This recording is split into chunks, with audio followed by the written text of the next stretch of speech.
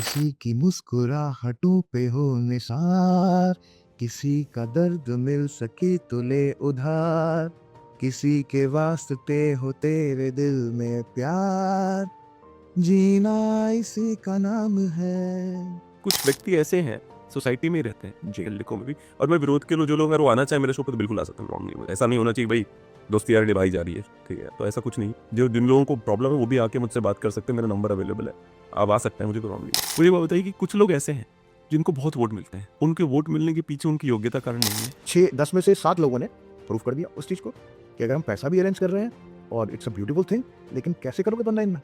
Do you think 15 अगस्त में वो कर पाएंगे? मैंने कहा मैं कर लूंगा यार। तो ये काम इम्प्लीमेंट नेक्स्ट टू इम्पॉसिबल था, लेकिन 15 दिन के अंदर ही प्रोजेक्ट हो गया इम्प्लीमेंट, क्योंकि ज़ील थी।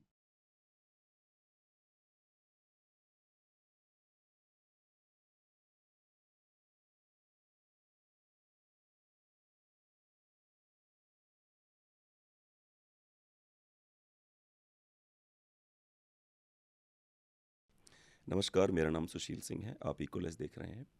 इकोलेस में हमारे साथ आज हैं श्री निखिल सिंघल जी। निखिल भाई की एक मीडिया कंपनी है जिसका नाम है विगोर मीडिया वर्ल्ड वाइड।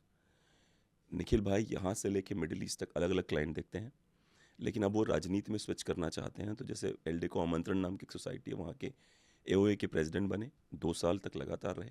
अभी भी वो कार्यकारी अध्यक्ष वही हैं, लेकिन जो हाई राइज फेडरेशन है नोएडा का, उसके भी अध्यक्ष बन गए हैं वो। निखिल भाई से मिलते हैं, जो सोसाइटी के जो रोज़ के जो इश्यूज़ हैं, आप भी सोसाइटी में रहते हैं, जो रोज़ की समस्याएं हैं उस पर हमने एक एक करके चर्चा करी।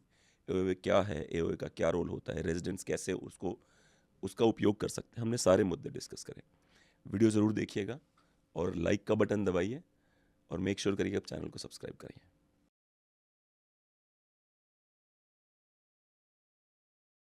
निखिल भाई, मुझे सबसे पहला सवाल मेरे मन में यही आ रहा था कि सोसाइटी में इलेक्शन होते हैं, कई बार क्या होता है ग्रुप्स बन जाते हैं अलग अलग, जैसे कि कई जगह देखा गया ग्रुप्स बनते हैं। तो ग्रुप्स बन गए तो ग्रुप्स को लगभग लगभग सेम सीटें मिल गई जी, ठीक है। अब क्या दोनों groups they hate each other for some reason, hypothetically, तो क्या वो डेडलॉक लग गया, उसमें नुकसान सोसाइटी के लोगों का होता है, ठीक है। तो ये प्रॉब्लम क्या है और डेडलॉक किस तरह के होते हैं? देखिए सुशील जी, डेडलॉक जैसा कि हमारे यहाँ भी एक सोसाइटी है जिसमें मैं रहता हूँ, एलडी को आमंत्रण, वहाँ भी अभी चुनाव हुए थे और वहाँ भी 2 टीम्स ने चुनाव लड़ा था। बाकी की काफ़ी सोसाइटीज़ है जहाँ पे टीम चुनाव लड़ती, जो मेरी फेडरेशन के अंदर ही काफ़ी सोसाइटीज़ हैं। तो क्या है कि दोनों टीम्स से, जैसे हमारे बायलॉज में 10 मैक्सिमम मेंबर्स आ सकते हैं, मिनिमम 4, तो 10 लोगों का चुनाव हुआ। दोनों टीम से 5-5 लोग चुन के आ गए। अब उन लोगों को एज पर क्लॉज 18 बायलॉज ये कहता है कि जनता ने अपना काम करके आपको वोटिंग देके 10 लोगों को चुन लिया। अब उन 10 लोगों को अपना नेता चुनना है। नेता in the sense president, secretary, treasurer और वाइस प्रेसिडेंट, ऑफिस बेरर्स चुनने हैं बेसिकली। तो हमारे यहाँ जब 5-5 हो गया, अगर आप देखेंगे तो जनता ने 50% मैंडेट दिया दोनों टीम्स को, 50-50 जी। और आइडियल सिचुएशन ये होनी चाहिए उस डेडलॉक की खत्म करने की, कि दूसरी पार्टी 2 सीट ले ले, आप 2 सीट ले लो। हाँ, 2-4 दो करोड़ 4 है। अब बात आती है कि अगर बराबर वोट्स मिले हैं तो हम बड़ी पोस्ट लें या छोटी पोस्ट लें, उस पर एक डेडलॉक फंस जाता है। तो पहल करते हुए हम लोगों ने, क्योंकि देखिए हम लोग 2 साल से बोर्ड में हैं, ठीक है, और अगर जनता ने तीसरी बार भी भेजा है, क्योंकि मैं आपको बताऊं, एंटी इनकम्बेंसी नहीं है, हाँ क्योंकि लगभग फिर भी मिले हैं वोट। मिले हैं वोट, और मुझे थर्ड हाईएस्ट वोट मिले हैं। अच्छा, तीसरी बार भी, सेकंड टाइम भी मैं सेकंड थर्ड पे था, फर्स्ट टाइम भी मैं थर्ड पे था, और मेरे लगभग 70 वोट्स मेरे इंक्रीज हुए पुराने टाइम से। अच्छा, बड़े हैं वोट और मेरे वोट्स बड़े हैं। तो मैं ये कहूँगा कि देखिए जनता ने अगर 50-50 मैंडेट दिया है तो हम दोनों लोगों को बैठ के, 5-5 लोगों को, 2-2 का अपना आपस में सेटलमेंट करके और बोर्ड को आगे बढ़ाना चाहिए। तो बस उसमें प्रस्ताव हमारा यही था कि आप 2 ले लो, हम 2 ले लेंगे और चलाएंगे। तो अब उस साइड से क्या था, भी हमें चारों चाहिए। उनका लॉजिक ये था कि हम चारों लेंगे, हमारा जो 5 का वोटिंग परसेंटेज है वो ज़्यादा है और हम आपका 5 का वोटिंग परसेंटेज है वो कम है। हमारी टीम के लोगों ने बोला अगर आप ऐसी बात करें टॉप 5 में हमारे ज़्यादा है। तो लॉजिक्स तो बहुत सारे आप निकाल सकते हैं।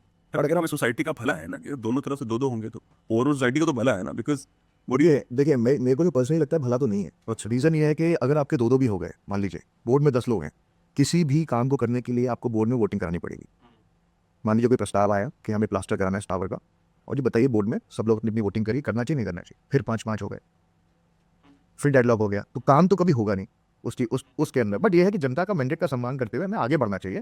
कोई बहुत बड़ा चुनाव नहीं है, सोसाइटी का इलेक्शन है, 1 साल में फिर खत्म हो जाएगा, 10 महीने के अंदर फिर इलेक्शन हो जाता है, 11 महीने में। लेकिन क्या था कि हम लोगों ने उनको ऑफर किया कि आप देखिए, आप जीत कर आए कुछ मुद्दों पर, फाइनेंशियल इरेगुलरिटीज, आपने बोला है जनता को जाकर हर घर जाके, है ना। हालांकि जनता ने जिता के मुझे फिर से ये नकार दिया है, बट फिर भी हमारा ये मानना है, हमने उनको ऑफर दिया कि आप ट्रेजरार की पोस्ट लीजिए। Treasurer is the overall head of finance, you should take, उसको चलाइए, देखिए कहाँ गड़बड़ी हुई है, और साथ में अपने मन मुताबिक आप बताइए आपको क्या चाहिए, प्रेसिडेंट या सेक्रेटरी, एक पोस्ट और ले लीजिए। Literally, you've given this. Yes, in writing, Even president as well. President secretary कोई भी एक पोस्ट लीजिए, साथ में ट्रेजरार इज मैंडेटरी, बिकॉज आपको प्रूफ करना है, हाँ आपको प्रूफ करना है। अच्छा, I'm not aware of these things. नहीं, this is on records on MyGate, on records on WhatsApp group, and on records on email, and even on records of observer. उनकी रिपोर्ट से मेरे पास मोबाइल में है, मैं दिखा सकता हूँ आपको, बट नहीं, हमें 4 ही चाहिए। तो अब ये तो देखिए, मैं इस बार एलिजिबल नहीं था प्रेसिडेंट बनने के लिए, और मैंने इस बार अपना एक वीडियो बना के शेयर भी किया था कि मैं कोई पोजीशन नहीं लेना चाहता इस बार, बट मैं बोर्ड में रहूँगा, क्योंकि मुझे पता है कैंपस में बहुत ज़्यादा प्रॉब्लम्स हैं, और बिजली की हुई, पानी की हुई, आज एक कनेक्शन बन गया अथॉरिटी के साथ में, जो फ़ोन पे चीज़ें रिजॉल्व हो जाती हैं। तो वो चाहता हूँ कम से कम वो हैम्पर ना हो, क्योंकि मेरा परिवार भी वहाँ रहता है। एज अ बोर्ड में रह के मैं हेल्प कर सकता हूँ, सपोर्ट कर सकता हूँ, लेकिन थैंकलेस क्यों है आपका? जैसे आपने जो भी एफर्ट्स डाले हैं व्यक्तिगत रूप से, फेडरेशन के आप हाईरोई सोसाइटी के अध्यक्ष हैं, आप उस वहाँ से बहुत सारी मदद होती है सोसाइटी की, तो जो लोग विरोध करते हैं उनकी मदद तो हो ही रही है ना। बिल्कुल सर। तो प्रॉब्लम कहाँ पे? इज दैट अ व्यक्तिगत प्रॉब्लम? सर मुझे बंदा मत जनता का क्या है ना, मैं बताता हूँ आपको, जनता ने वोटिंग करनी होती है नैरेटिव के बेसिस पे, योग्यता के आधार पे वोटिंग नहीं हो रही है। योग्यता के आधार पे अगर वोटिंग होती तो अब दूसरी टीम का ये कहना है कि निखिल सिंघल को हमें रिटायर करना है, इसलिए हमें प्रेसिडेंट सेक्रेटरी की पोस्ट चाहिए। अब ये कोई लॉजिक नहीं है सर।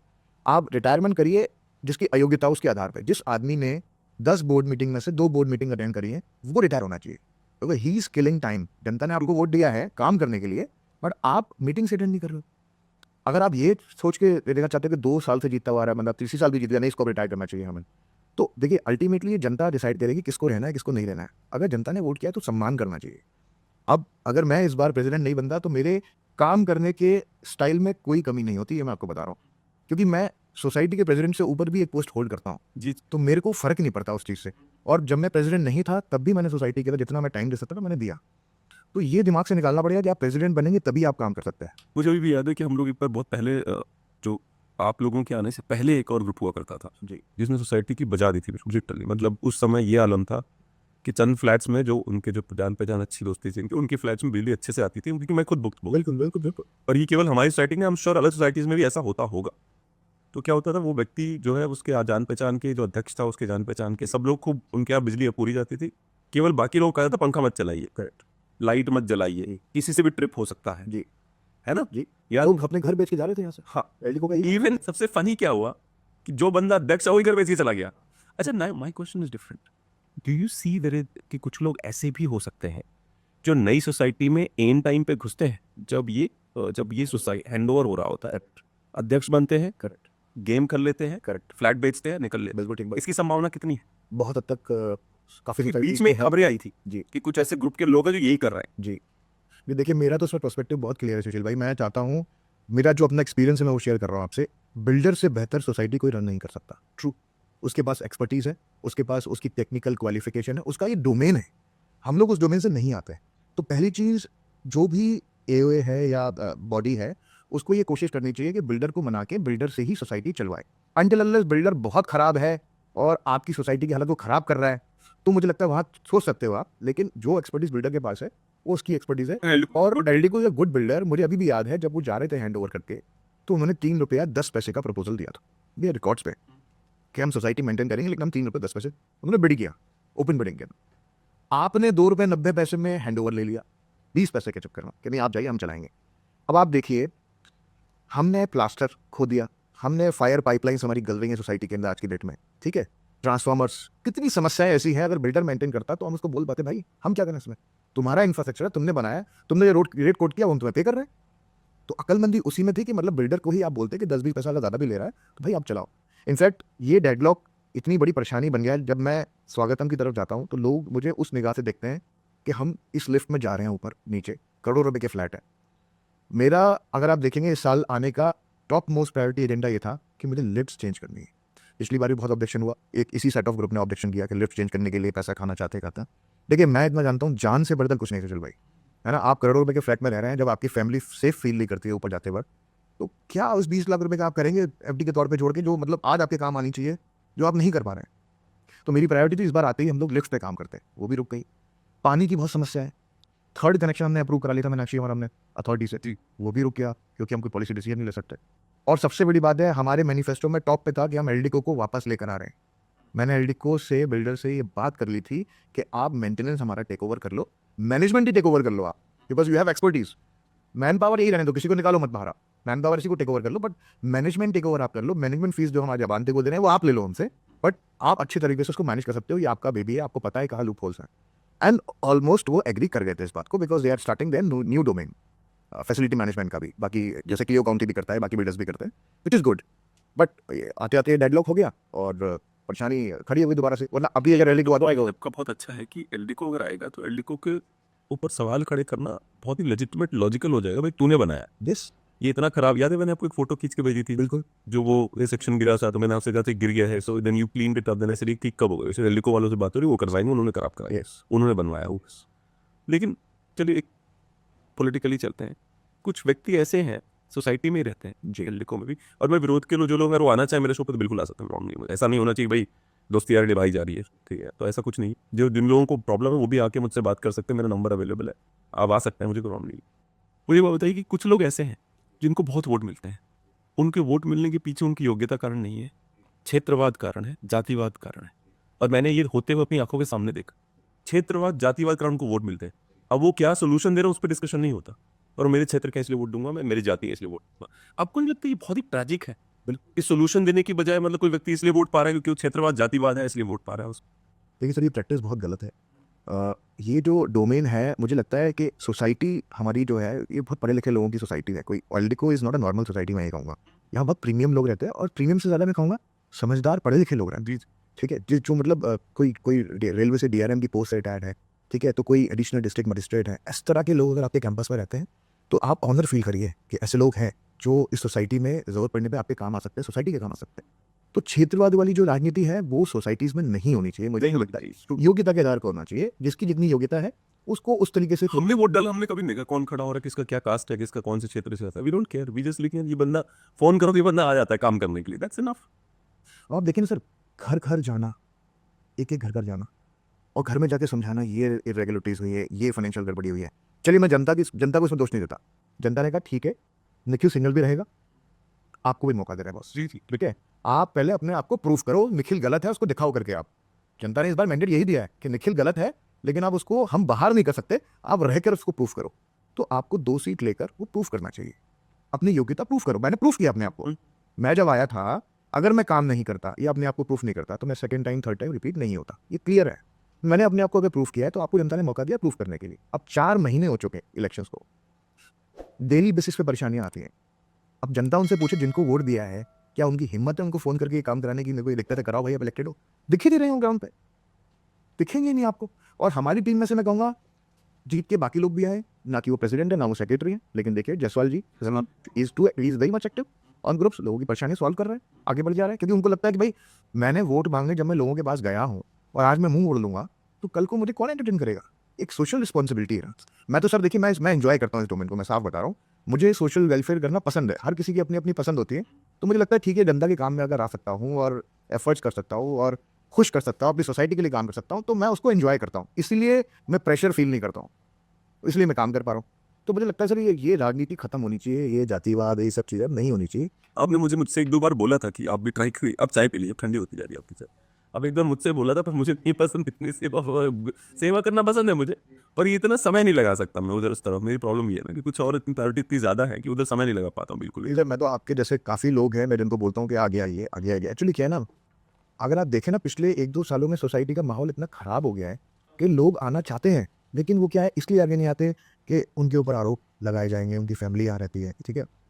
मार्च निकालना, इलेक्शन हो गए उसके बाद आप मार्च निकाल लो। I have heard some needs shoutings are happening downstairs. आप इलेक्शन से पहले कुछ भी कर रहे हैं समझ में आता है, अब इलेक्शन के बाद किस लिए बॉस? जनता ने मैंडेट दे दिया, वो चीज़ 10-12 लोग थे शायद उसमें, वही ज़्यादा 10-12 लोग। वही 10-12 लोग होते हैं हमेशा। और पिछले बोर्ड में भी मैं बोलूँगा नहीं किसी बोर्ड मेंबर के लिए, जब नए आए थे तो हमने रिस्पॉन्सिबिलिटी की कि चलिए आप लिफ्ट का डोमेन ले लीजिए, आप उन्हीं टावर से आते हैं जहाँ पे लिफ्ट की समस्या है और लोगों ने आपको वोट किया है। तो आंसर मिलता है कि नहीं ये तो लाइफ थ्रेटनिंग चीज़ है, ये मैं नहीं लूँगा, इसमें तो केस बन जाएगा हमारे ऊपर। अरे आप जब आ गए इस डोमेन में और जनता को बोलकर आए हो, तो लाइफ थ्रेटनिंग चीज़ आपके लिए भी है, हमारे लिए भी है। अगर ये चीज़ छोड़ दिया नेक्स्ट है, आप 2 साल सबसे बड़ा लाइफ थ्रेटनिंग तो आपके साथ है। तो लोग आना चाहते हैं डोमेन में, लेकिन काम नहीं करना चाहते हैं। नहीं, मैं एक और मुद्दे की तरफ ले जाता हूँ, and people should not think this as negative, लेकिन ये मैं वो बता रहा हूँ ऑन द ग्राउंड बातचीत होती है। तो माहौल, कुछ लोग कहते हैं माहौल, जैसे मुझे अभी भी याद है, मैं 2013 में आया था इस सोसाइटी में, सोचो कितने साल, 2013 और 25 साल था ऑलमोस्ट, 2013 में आया था सोसाइटी, 12 साल हो गया। तो हाँ, तो इस सोसाइटी, और मैं बताऊँ 2013 से 2017 तक का सोसाइटी है, शायद मतलब गोल्डन पीरियड कहूंगा मैं, क्योंकि एक फोन पे सारे काम हो जाते हैं। Absolutely, well well managed. हाँ, यस। तो कई लोगों का ये कहना है कि ये जो ग्रुप आया है, एंड फाइनेंशियली मैं बिल्कुल कमेंट नहीं कर रहा हूँ किसी के ऊपर, नाम ईश्वर करे सब अमीर करोड़पति अरबपति बन जाए, ऐसा नहीं, पर कुछ लोगों का ऐसा कहना है कि because of that group of people माहौल खराब होता जा रहा है, क्योंकि वो क्या करते हैं, they care about even 1 rupee, they don't know what's going on at the back and में उनको बिल्कुल पता ना, वो पता करना चाहते कि आलसी है वो, लेकिन वो हर चीज में उंगली जरूर करना चाहते हैं, ये नहीं होगा, ये नहीं होगा, ये नहीं होगा, ये नहीं, ऐसा। इस पे आपको क्या कहना है? डिस्कशन ऑन द ग्राउंड बता रहा हूँ। देखिए, ये जो चीज़ है ये मैं आपको ये कहूँगा कि देखिए, बिल्डर ने ये जो कैंपस बनाया ना,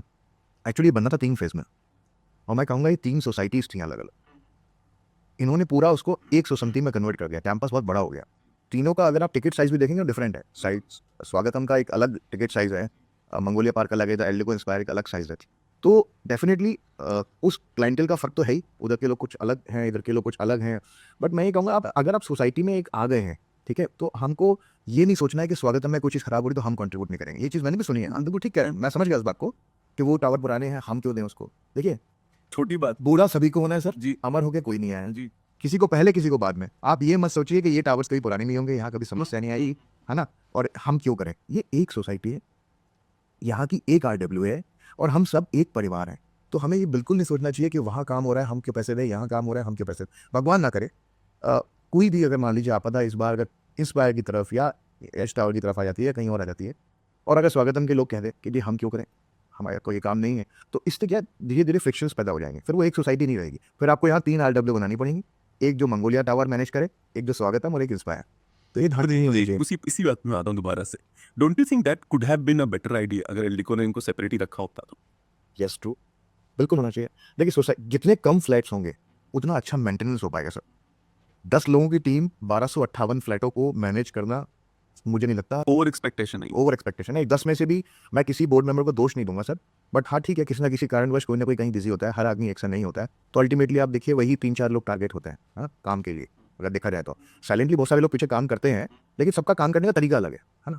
तो इतनी बड़ी सोसाइटी, और आप एक्सपेक्ट करते हैं कि मिनट से पहले आपको रेजोल्यूशन मिल जाए। अब जैसे और कावड़ ऐसे बात करते हैं जैसे कि they getting paid from us, it's like you work for me, no he doesn't work for you. ऐसे बातें करेंगे आपसे कि निखिल ये नहीं हुआ, कब करवा रहे हो, इट्स लाइक भाई मुझे सैलरी नहीं मिल रही इसकी, मैं ऐसा कुछ स्पेशल नहीं मिल रहा है मुझे, मैं भी मेरे बराबर ही। अरे देखिए, वो तो देखिए जनता का राइट है, मैं ये कहूँगा वो तो राइट है सर, क्योंकि उन्होंने वोट दिया है तो वो एक्सपेक्ट करते हैं, बस मैंने वोट दिया है आपको तो मैं एक्सपेक्ट करता हूँ कि आप मुझे रिस्पॉन्ड करें। बट मैं उनके लिए ये कहना चाहूँगा कि मैं कहीं भी पीछे नहीं हट रहा हूँ, या मैं वोट लेने के बाद ये नहीं बोल रहा हूँ कि मैं ये नहीं करूँगा। थोड़ा सा आपको पेशेंस लेवल देखना पड़ेगा। किसी भी कारणवश अगर लाइट जा रही है, ठीक है, और मान लीजिए 2 या 3 मिनट हो गए डीजी ऑन होने में, हमें ये सोचना पड़ेगा, हमें मानना पड़ेगा डीजी हमारे मैनुअल है, अभी हमारे ऑटोमेशन नहीं हुआ है डीजी का। ऑटोमेशन की एक कॉस्ट है, डे वन से ही बाय द वे ऑटोमेट पहले भी नहीं थे। हाँ, ये कॉस्ट है उसकी। नए डीजी अब उसमें लगे हैं तो दोबारा से सिंक होंगे वो, तो एक कॉस्ट है। अभी कॉस्ट को लेकर अगर आप मेरा कार्यकाल देखेंगे सुशील जी, मैं बहुत बड़ी बात कह रहा हूँ, जनता अगर इसको नोटिस करे, जब से मैं आया हूँ अभी तक 3रे साल तक मैंने 1 रुपया भी कंट्रीब्यूशन का नहीं मांगा है जनता से, नहीं मांगा है, एक्स्ट्रा नहीं मांगा है। मैंने उसी में सारे काम कराए हैं जो पैसा पुरानी RWA कह रही थी कि कम है हमारे पास, हम कहाँ से करें, हम कैसे करें, हम क्या करेंगे, लेकिन मैंने उसी पैसे में सारा काम कराया। मेरे पे आरोप लगाया गया कि FD खर्च हो गई। मैंने अभी सभी नोटिस बोर्ड्स पे वो FDs के डिटेल्स भी डाल दिए, ठीक है, ताकि लोग उसको देख के समझ सकें। ठीक है, ये आरोप लगाए गए कि फंड खाली कर दिया पूरा, ठीक है, मैंने वो फंड के डिटेल्स भी वहाँ लगाए हुए हैं। अब नैरेटिव आप कुछ भी फैला लीजिए, लेकिन देखिए it is a management, this is called financial management जो हमने किया। It is not easy. अगर मैं वो ग्रिड लाइन एक 60 लाख रुपए का टेंडर करा के अथॉरिटी से लेके आ रहा हूँ, वो हमारी कॉस्ट थी, वो सेव हुई है। अगर मैंने एल्डिको बिल्डर से 2 करोड़ रुपए का इन्वेस्टमेंट कराया हैंडओवर के बाद डीजी के अंदर, तो वो हमारी सेविंग है। अंधे बहरे हैं क्या? पता सुना है वो पढ़ नहीं सुना जाएगा, पता नहीं सुशील जी, मतलब आप सोचिए अगर घर में अगर हमारे यहाँ कोई फॉल्ट हो जाएगा, अभी मान लीजिए ट्रांसफार्मर, अभी थोड़े दिन पहले ट्रांसफार्मर खराब हो गया, 2 ट्रांसफार्मर थी, 4 है हमारे यहाँ, 1 या 2 में कुछ फॉल्ट आ गया, क्या मैं वेट करूँ उसके लिए कि पहले मुझे बिल्डर पैसा दे, या मैं उसके ऊपर केस करूँ, या मैं कुछ और करूँ, तब उसको ठीक कराऊंगा? मेरी प्रायोरिटी होती है पहले जनता को बिजली दूँ, मैं बाद में उसको देखूंगा मैं। अब मुझे पता लगा, उस दिन मुझे पता लगा ये चीज़, पहले वाले RW वगैरह में हैंडओवर ने बताता तो शायद बढ़िया रहता। एल्डिको ने एक ट्रांसफार्मर उसका ओवरऑलिंग करके लगा दिया, अच्छा, वो जल गया था, उसका ओवरऑलिंग करके उसने टिप टॉप कर दिया, पेंट करके यहाँ लगा दिया। ठीक है, चलिए हम लोग टेक्निकल नहीं है, मान लिया पुरानी RW की भी गलती नहीं है इसमें, वो भी नॉन टेक्निकल लोग हैं, मैं ये कहूँगा। बट होना ये चाहिए था एक थर्ड पार्टी को आप लाते, सब चीज़ें स्नैग लिस्ट बना के कि भैया ये सब चीज़ें आप चेक कर लो, ये ठीक है या नहीं, ताकि हम उनको पर्सनली टेकअप कर पाते। या बेस्ट सॉल्यूशन तो था कि आप ऐसे कहा उनको बोलते भाई आप ही करो मैनेज, जो मेरी सोच है। एक अगर सवाल ये भी है ना कि जिन लोगों ने जो हैंड ओवर टेक ओवर करा, जिन लोगों ने, आर ये लिटिल बिट अशेम्ड कि उन्होंने गलती करी और दे आर वेरी। सब निकल रहे हैं। मैं तो ये कहूँगा अगर आप भाग रहे हैं तो कहीं ना कहीं आपके दिल में कोई बात तो है। तो जितने लोगों ने एचओटीओ करा था वो है अभी भी, गए सबके सबने बेच निकल गए? नहीं नहीं, सभी लोग रह रहे हैं, अच्छा, लेकिन एक केवल वो डेट चला गया। हाँ हाँ। हाँ वो चले गए, बाकी तो सभी लोग रह ही रहा। और मैं ये कहूँगा देखिए किसी ने हैंड ओवर टेक ओवर करने के लिए मतलब कोई, मैं किसी की इंटेंशन गलत नहीं बोलूँगा क्योंकि मुझे इसके सबूत नहीं है ना मुझे पता है, बट मैं सिर्फ इतना कहूँगा कि अगर अगर मान लीजिए 10-20 पैसे में अगर एलडी को रेडी था करने के लिए तो हम उसके पे विचार कर सकते थे सर। मतलब ये बहुत बड़ी कॉस्ट नहीं है। अगर आदमी यहाँ 2 करोड़ रुपये का मकान लेके रह रहा है और उसको मंथली 200 रुपये एक्स्ट्रा देने पड़ेंगे सिर्फ वो सर्विस अटेंड करने के लिए, क्वालिटी ऑफ सर्विस, तो मुझे नहीं लगता एलडी को में एक भी व्यक्ति ऐसा होगा जो ये कहेगा कि सर्विस गिराइए से 200 रुपये हमारे कम करिए। कोई व्यक्ति नहीं होगा sir. It is just a lack of communication जो मुझे लगा, और स्मार्टनेस कहूँगा बिल्डर की इसमें। Builder was smart enough to convince कि भैया हम लोग एग्जिट करना चाहते हैं और हम लोग इतना करेंगे। तो ये मतलब इस तरह का डिसीजन जो था मुझे लगता है वो किसी सोसाइटी के लिए भी घातक है। मैं तो फेडरेशन में भी, मैं आपको एक लाइव एग्जाम्पल देता हूँ अभी। मैं डॉक्टर महेश शर्मा से कई चीज़ों के लिए मिलता रहता हूँ, बीच में इशूज़ आते हैं मेरे पास, कभी किसी सोसाइटी का, कभी किसी RWA का। तो बीच में एक इशू आया, हमारे पास एक सोसाइटी है RG रेजिडेंसी, वहाँ पर बिल्डर्स के साथ डिस्प्यूट चल रहा था। RWA का क्लब नहीं बनाया था, बहुत चीज़ें हैंड ओवर नहीं करी, बोर्ड भी लगा। बोर्ड भी लगा रखे थे, ठीक है। तो अब वो हमारी मेंबर सोसाइटी है, ठीक है, उनकी अध्यक्षता मैं ही कर रहा हूँ। तो उन्हें बुलाया, मुझे चिट्ठी लिखी कि हमारी ये समस्या है। हम लोगों ने एक मीटिंग कॉल करी, तो उन्होंने कहा निखिल जी देखिए हमें बिल्डर हैंड ओवर नहीं दे रहा और हम बड़े परेशान हैं, ये सब चीज़ें। मैंने उनको ये सलाह दी, मैंने कहा बॉस देखो मत लो हैंड ओवर, आप लिस्ट बना लो काम की कि ये सब काम हमारे यहाँ होने हैं, और बिल्डर से बातचीत करके उसको बोलो भाई आप ही चलाओ, हम हैंड ओवर नहीं मांग रहे हैं लेकिन ये चीज़ें पूरी कर दो। देखो आप हैंड ओवर मांग रहे हो, अभी वो मना कर रहा है क्योंकि वो आपको और ईगरनेस दिखाएगा, आपको और उत्तेजित करेगा, ठीक है, और एक पॉइंट पे जाके मान जाएगा ठीक है ले लो। आपकी वहाँ पे ईगो सेटिस्फाई हो जाएगी, देखो हमें हैंड ओवर मिल गया, हमारी जीत हो गई, लेकिन वो आपकी हार है। मैंने वो समझाया। आज की डेट में समझ गए, आज की डेट में बिल्डर ने रेडी हो गया, बिल्डर भी सारे काम करने के लिए, नया क्लब हाउस बना रहा है, नया टावर लॉन्च कर रहा है, अभी एक हॉल खोला है, काम बढ़िया हो रहा है, ठीक है। तो यही मैं तो सलाह सब जगह देता हूँ, जितने भी मेरी फेडरेशन से वाली सोसाइटीज है, मैं तो ये कहता हूँ बिल्डर से बना के चलो बॉस, उनको तो दोबारा इन्वॉल्व कर लो अगर रेडी हैं तो वो, ठीक है। देखिए हर आदमी प्रॉफिट कमाने के लिए आता है और सारे बिल्डर्स एक से नहीं होते, मैं ये कहूँगा कुछ बिल्डर अच्छे भी हैं, और एलडी को वाकई में एक अच्छा बिल्डर है। एलडी को ने कोई भी ऐसी चीज़ प्रोजेक्ट के अंदर मुझे तो नज़र नहीं आई है जो बिना अप्रूवल्स के या गलत या जो सब स्टैंडर्ड हो, है ना, उसने कोशिश करी अच्छा बनाने की। हाँ वो बात अलग है कि स्वागतम में जो कॉन्ट्रैक्टर काम कर रहे थे उनकी क्वालिटी थोड़ी सी डाउनग्रेड है, जो नए टावर्स बने वो थोड़ा अच्छी क्वालिटी के बने, वो फ़र्क होता है। लेकिन अगर इंटेंशन देखेंगे आप बिल्डर की, मुझे खराब नहीं लगी। तो उसने स्वागतम महंगे भी बेचे हैं, हाँ। और क्वालिटी नीचे रखी है। वो एक्चुअली क्या था, उस टाइम पे टेक्नोलॉजी का ही फ़र्क था। एक्चुअली जिस टाइम पे स्वागतम बन रहा था उस टाइम पे टेक्नोलॉजी का फ़र्क था, उस टेक्नोलॉजी पे काम हो रहा था, उस पर धीरे-धीरे उन्होंने अपनी, वो खुद बोलते हैं कि देखिए जो गलतियाँ हमसे स्वागतम में हुई हैं वो हमने मंगोलिया में ठीक करी है, और जो मंगोलिया में करी है वो एकदम रिफाइन करके हम इंस्पायर में लेके आए हैं। इंस्पायर में हमें अगर एक ड्रिल करना होता है तो दम निकल जाती है हमारी, और आपके यहाँ उल्टा है। आपके यहाँ तो अगर वो पर्दे की रॉड भी लगानी पड़ती है तो प्लास्टर के चंक गिर जाते हैं। तो वो गलतियाँ उन्होंने आगे जाके सुधारी हैं अपनी। What is your biggest achievement in last 2 years? कौन सी 2-3 चीजों को बोलेंगे यार ये मैंने बहुत अच्छा काम किया, फिर मैं बताऊंगा मेरे पास क्या है उसमें, क्योंकि मेरे पास भी एक व्यू है उसके लिए। Please sir. सर देखो मेरे को लगता है कि मैं आया था 2 चीज़ें करने के लिए जो टॉप मोस्ट थी। सबसे बड़ा मुद्दा था रजिस्ट्री। हमारे कैंपस पे 25 करोड़ रुपए का आउटस्टैंडिंग था, वो कैंपस पे था, वो कैंपस की ज़मीन पे था। इंस्पायर टावर, एज टावर ये सब नहीं, कैंपस की ज़मीन पे था, जिसपे बहुत बड़ा डिस्प्यूट था अथॉरिटी का, और वो रजिस्ट्रीज नहीं हो रही थी। रजिस्ट्रीज ना होने की वजह से कैंपस की एक इमेज खराब हो रही थी। एलडीको की रजिस्ट्रीज नहीं है बॉस, यहाँ का रेट कितने फ्लैट्स की रजिस्ट्री नहीं हुई थी? 315 रजिस्ट्रियाँ पेंडिंग थी, 350। 1200। मुझे पहले 290 पता था, लेकिन बाद में पता लगा 315 पेंडिंग थी। और नोएडा का डिस्प्यूट बहुत बड़ा डिस्प्यूट है, मतलब पूरे देश के अंदर आप देखें तो नोएडा का रजिस्ट्री का मुद्दा बहुत बड़ा होता है। मैं तो सरप्राइज हूँ कि मतलब गवर्नमेंट यहाँ दोबारा जीत गई है, वो अच्छे कामों की वजह से सरकार दोबारा बन गई है। अंदर से लोग बड़े नाराज हैं बिकॉज कोई ऑप्शन नहीं है लोगों के पास। सबसे बड़ा काम मैंने रजिस्ट्री करा के दिया, क्योंकि मुझे पहले टर्म में जिताया लोगों ने, कब 315 हो गए?